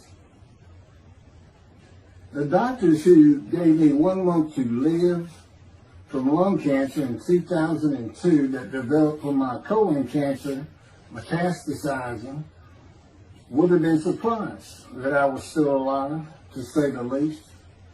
I had stopped thinking about the lung cancer years before. The white spots in the x-rays that filled my lungs, like the stars in the night, did not inhibit my breathing or slow me down in any way. At this point in time, I'm training for my first triathlon. And I didn't start small. I did a half Ironman.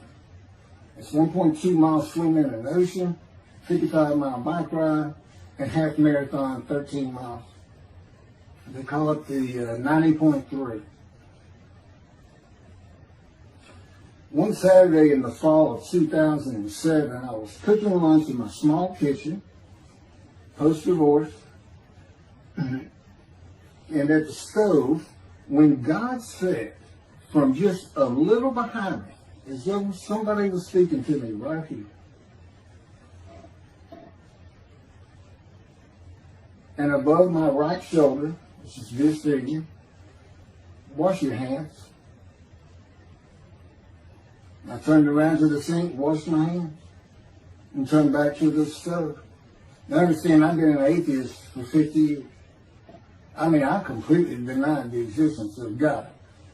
And then from right here, a small, quiet voice, like an account they have with Elijah at the cave, said, wash your hands.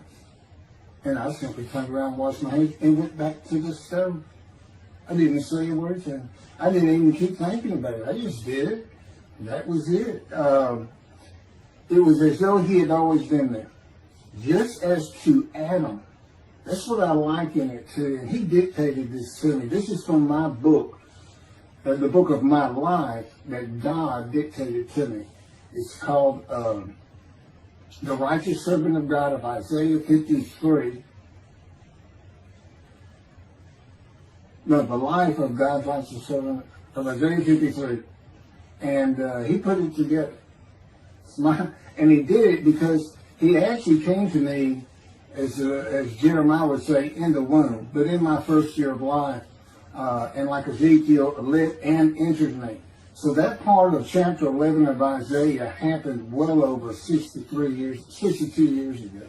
That's when that happened. That's when Moshiach was here. For all these rabbis and commentators who have been saying, he's here, no, he's here. Well, he's been here, I've been here a long time, I just wasn't prepared and hadn't even heard his voice yet. But what he did, with Jeremiah, he made sure he was a priestly, godly man and guided his life. With me, it was to make sure I fit every single verse of Isaiah 53 as only I can explain it, what it's for, what it all means, and live a life of suffering familiar with disease. God chose to crush him with disease that he would offer himself for guilt and receive long life to see his children. That's my proof that it happened. They told me 20 years ago, we can't treat this lung cancer. It's too advanced. You're going to die. And you're going to die real soon. You need to prepare for it. And it did crush my life. I stopped work. I just kept waiting to die. And I'm getting dying now. I'm training for, at this point in 2007, I'm training for a triathlon. I finally said, the heck with it all. And that's the proof. Crushed with disease, exposed to death, that's in verse 12, exposed to death, and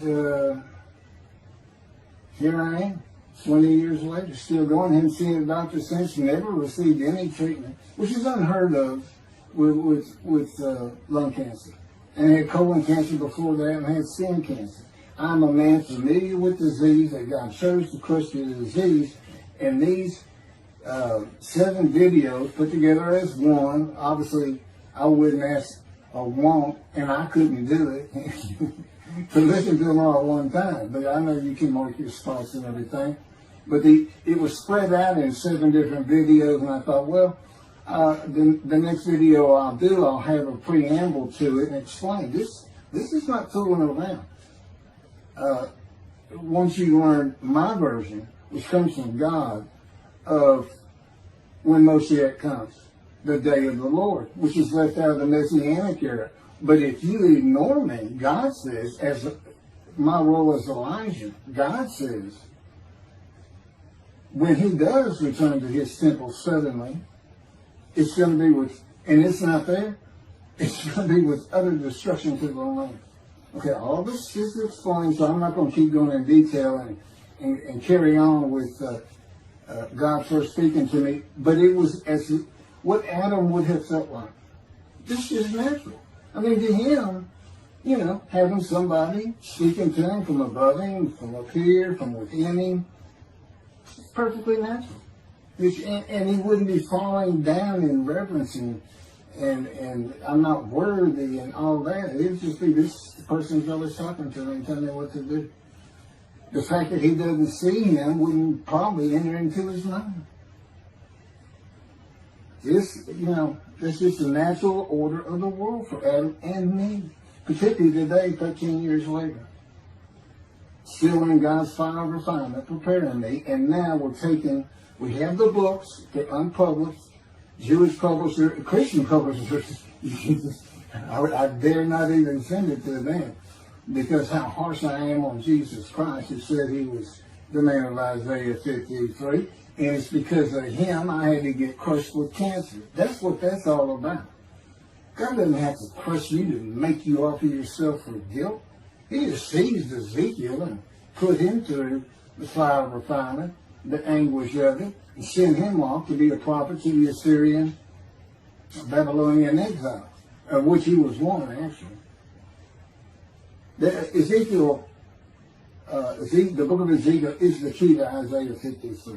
That's my backer. See, God, these videos, everything, the way where he put angel of his presence and Holy Spirit, that Judaism doesn't recognize. A host of the Lord's host. It's in the book of Joshua, one time. He did it so they wouldn't find it. He knew what this was going to be about. These were my proofs. This is what it's all about. He set it up for me to be this controversial. You just got to take the Messianic era of Judaism and toss it out the window. And you'll understand why, when God has me explain it to you, he controls everything I do, think, and say. Finishing preparing lunch and ready to watch a Texas A&M football game, I headed to the living room, and God said, "Get a napkin." I turned back to the kitchen and got a paper towel. Sitting on the couch from about the same place. Sitting on the couch with the television on and my plate in my lap, God said, "Get your TV tray." I got up, set my TV tray in front of me, and placed my plate on it, began eating and watching the game. That night, I was in bed reading a book. From the doorway, God said, "Tomorrow we're going to Bed Bath & Beyond, the store, to buy a shower curtain, sheets, pillowcases, and shopping journals for things that you need." I said, "Okay." and continue reading my book. That's God spoke to an atheist. That's how it started. We call it the early years now. Talk about it. It was so different from the way things are, and all the same in the same breath. And I have since learned this. It was by his power upon my emotions and thoughts that his presence with me was though he had always been there. In other words, when you read in the Hebrew Bible, God calls somebody's name like little Samuel, and he says, here I am. Here I am. Now there's some accounts of people falling to the ground, but he can put a silent knowing to you. He can put knowledge within you, your mind, where you never hear a word from him. In other words, put into your mind the God of all creation is about to speak to you. And he doesn't have to say, stay calm. He controls emotions. He told me, Keith, I created emotions. And there's nothing I can't do with yours, and believe me, it's been proven to me. I'm not going to get into all that. This story goes on. It turns out he had been like Jeremiah from the womb when he passed by that. I've never been affiliated with any church or synagogue. I've never had any teaching from yeshiva or seminary. Throughout my life, I did not. Let's put it this way. I was the actual opposite of Jesus Christ. Actual opposite. I'm a sinner. You know, I mean, he took me back. He said, look. Yeah, because I said, well, I wasn't that bad of a sinner. I was. He said, still it. Still, he go off in vision like the story of Scrooge and the Ghost of Christmas Past.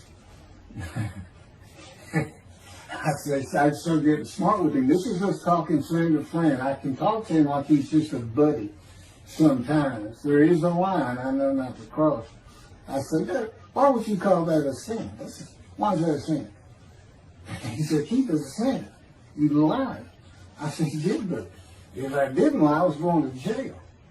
He said, but that don't make it good. I said, well, which comes first? Going to saving yourself?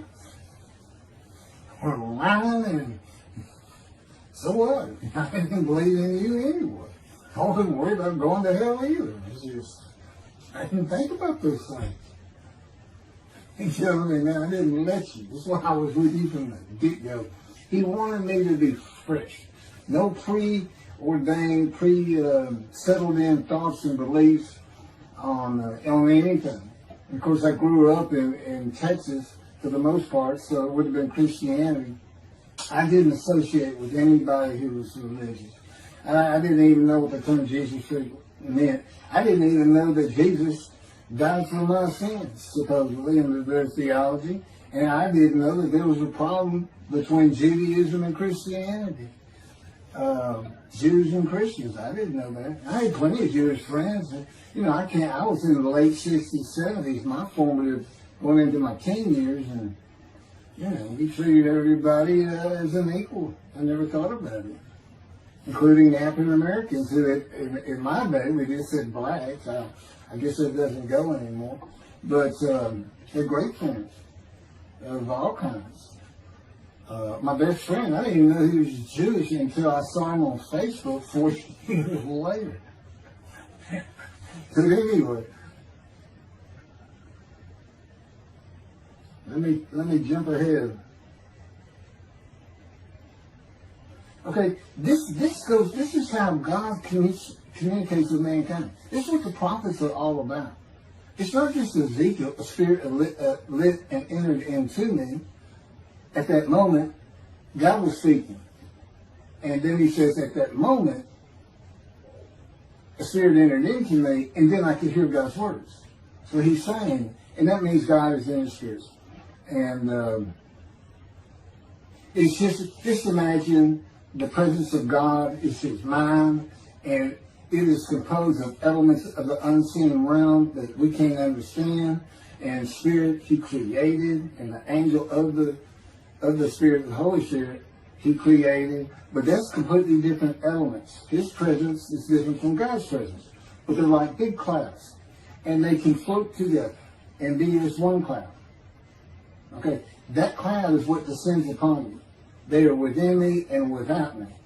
If you, this audience, was in a room with me, they would envelop you all around you. You'd be in the presence of God. The difference with me in that room is that that cloud engulfs me, flows through. It's within and without me, as though there's no break because of my physical structure. My little spirit is a little cloud that also drifted in. That's what it is. And it happened with all the prophets. If they spoke God's words, he was talking to them. He was telling them, write this down. Write this down. All these 20 books or so, the books of the prophets. Ezekiel, write this down. You gotta set this up. Jeremiah, write this down. See, the time is coming. Well, that's the time in Malachi. It all comes together, and you'll find it in all these videos.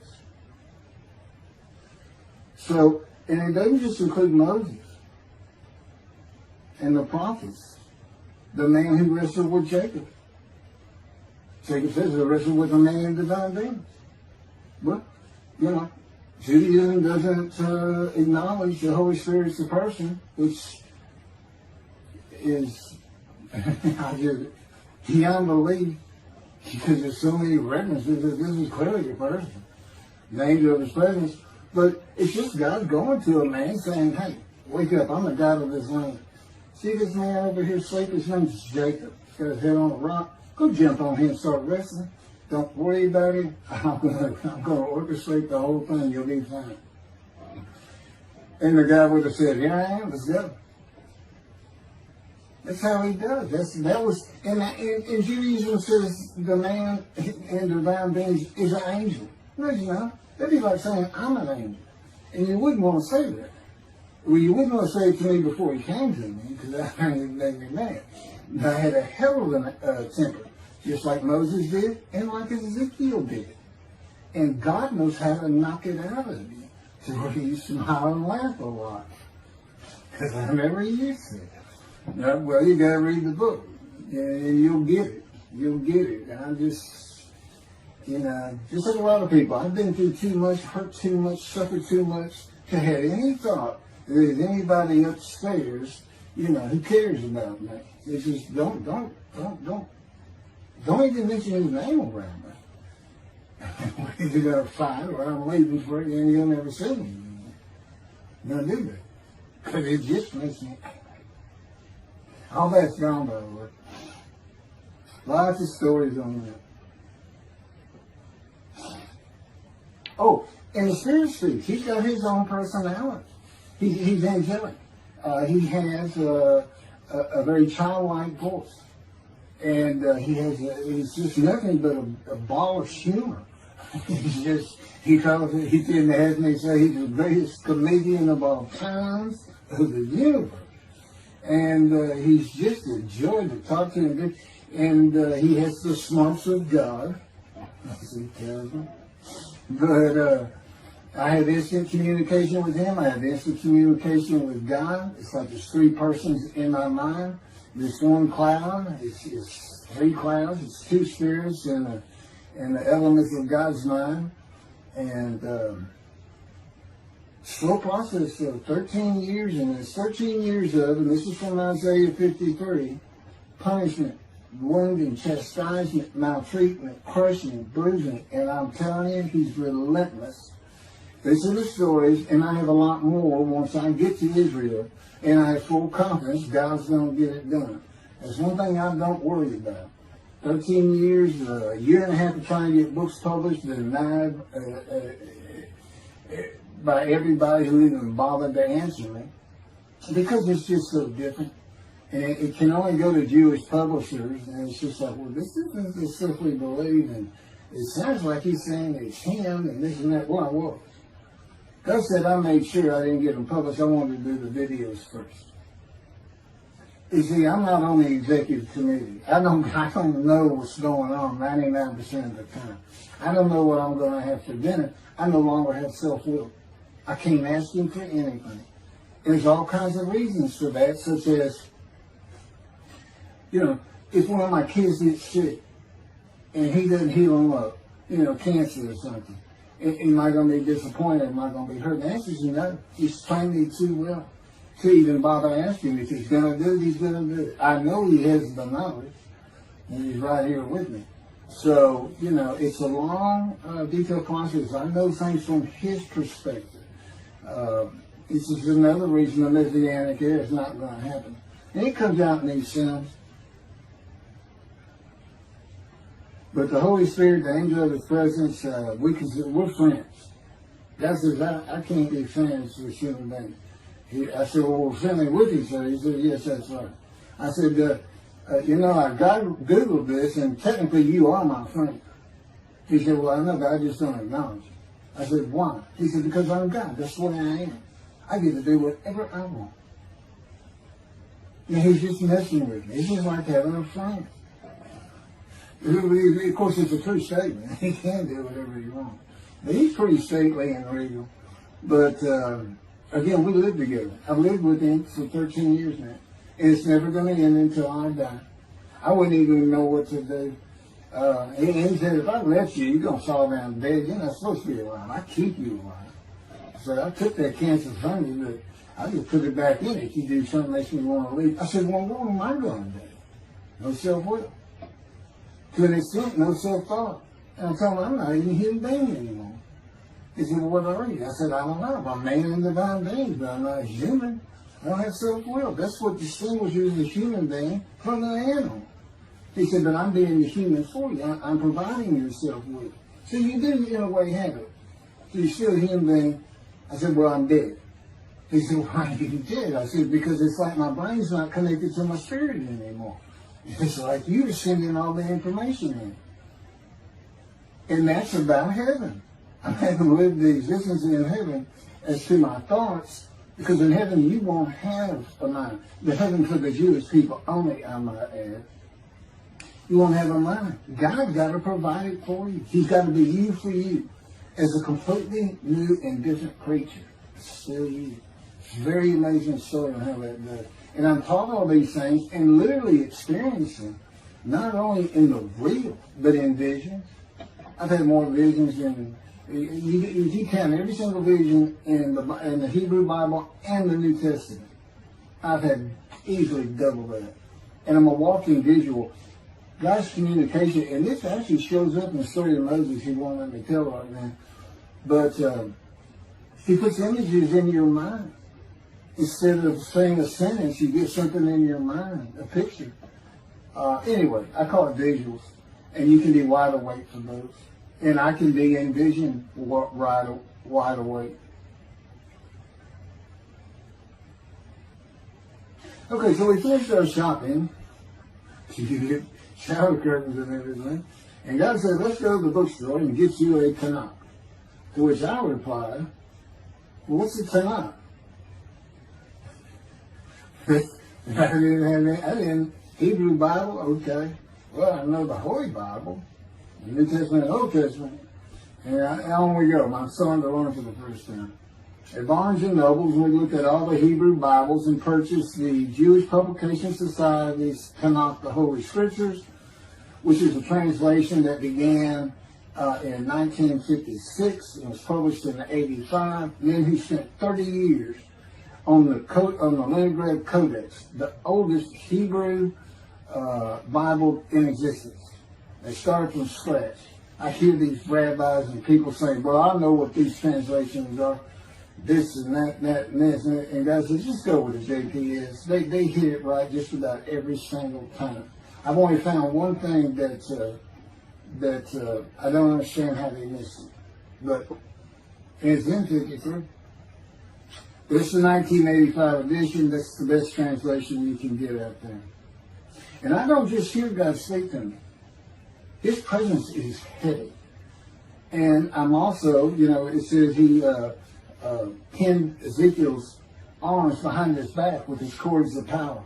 And by his cords of power, Ezekiel could not leave his house. That's in Isaiah 53. He took him from the land of the living. Took him from society. The man of Isaiah 53 lives, so he's taken from society, but that doesn't, from the land of the living, that doesn't mean he died. And there's no crucifixion in 53. So you start to see how Ezekiel is so important in this. And that's where you find out about the covenants of friendship that come with God in the day of the Lord when Moshiach comes. Again, you don't hear anything about it in this Messianic era. I'll tell you this. I think the Jewish people are going to like this better. I think throwing out all that rubbish Judaism has been teaching from back in antiquity, that's where they're stuck, and see what's really going to happen with God coming back, a man in divine being, with the capabilities of Moses, Elijah, the descendant of David, all their attributes, okay, are in me. I can be each and every one of them, and I can be all four of them at one time. And God can speak to me. So, it's going to be fine. And he wants his temple rebuilt. That's the purpose of Isaiah 53. It says, a purpose which might prosper of God. But he doesn't tell us what the purpose is. Well, we find it in Malachi 3. I'm sending my messenger before me to clear the way for me, and I shall return to my temple suddenly. But the covenant that comes with David says, I'm going to place my sanctuary amongst you. He already knows it's not going to be there. And then we have Elijah in Malachi 3. Well, he's got a purpose that might prosper. And if it doesn't, God comes with utter destruction to the land. And again, you don't hear it with the Messianic era. Utter destruction to the land. There's 7 million Israeli Jews. How can you not read that and go, that sounds an awful lot like, I'm going to raise up armies against you. How can you just ignore that? Well, anyway, we're getting serious stuff. And the purpose that might prosper, I never believed that. I think that just puts the man of the righteous servant of God of 53, I think that puts him with, he's got the same purpose as Elijah. Elijah's supposed to bring the families back together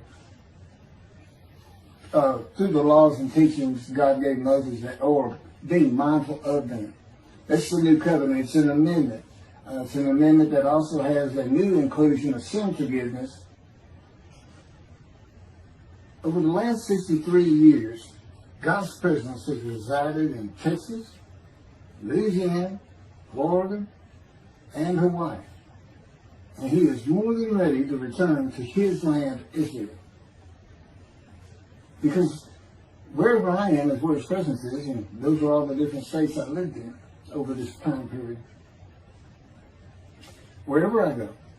As a matter of fact, if you see me in Israel down at the old city or down at Tel Aviv, you can turn to your friend and say, hey, I know where God is. I said, really? I thought he'd have left. Some people say he died. I said, no, you see that guy over there? He's all around that guy. And some say inside too. That's what it's going to be like. God said, when get to Israel, we're never leaving again. I said, I wanted to see Great Britain. He said, it's like, did you just ask for something? I was like, oh. Yeah, that's good. I hope I fry if I hit the border and cross over. I hope I just burn up. Bust in a combustible flame. But anyway, that's where he wants to be. And I'm sure he's going to get there.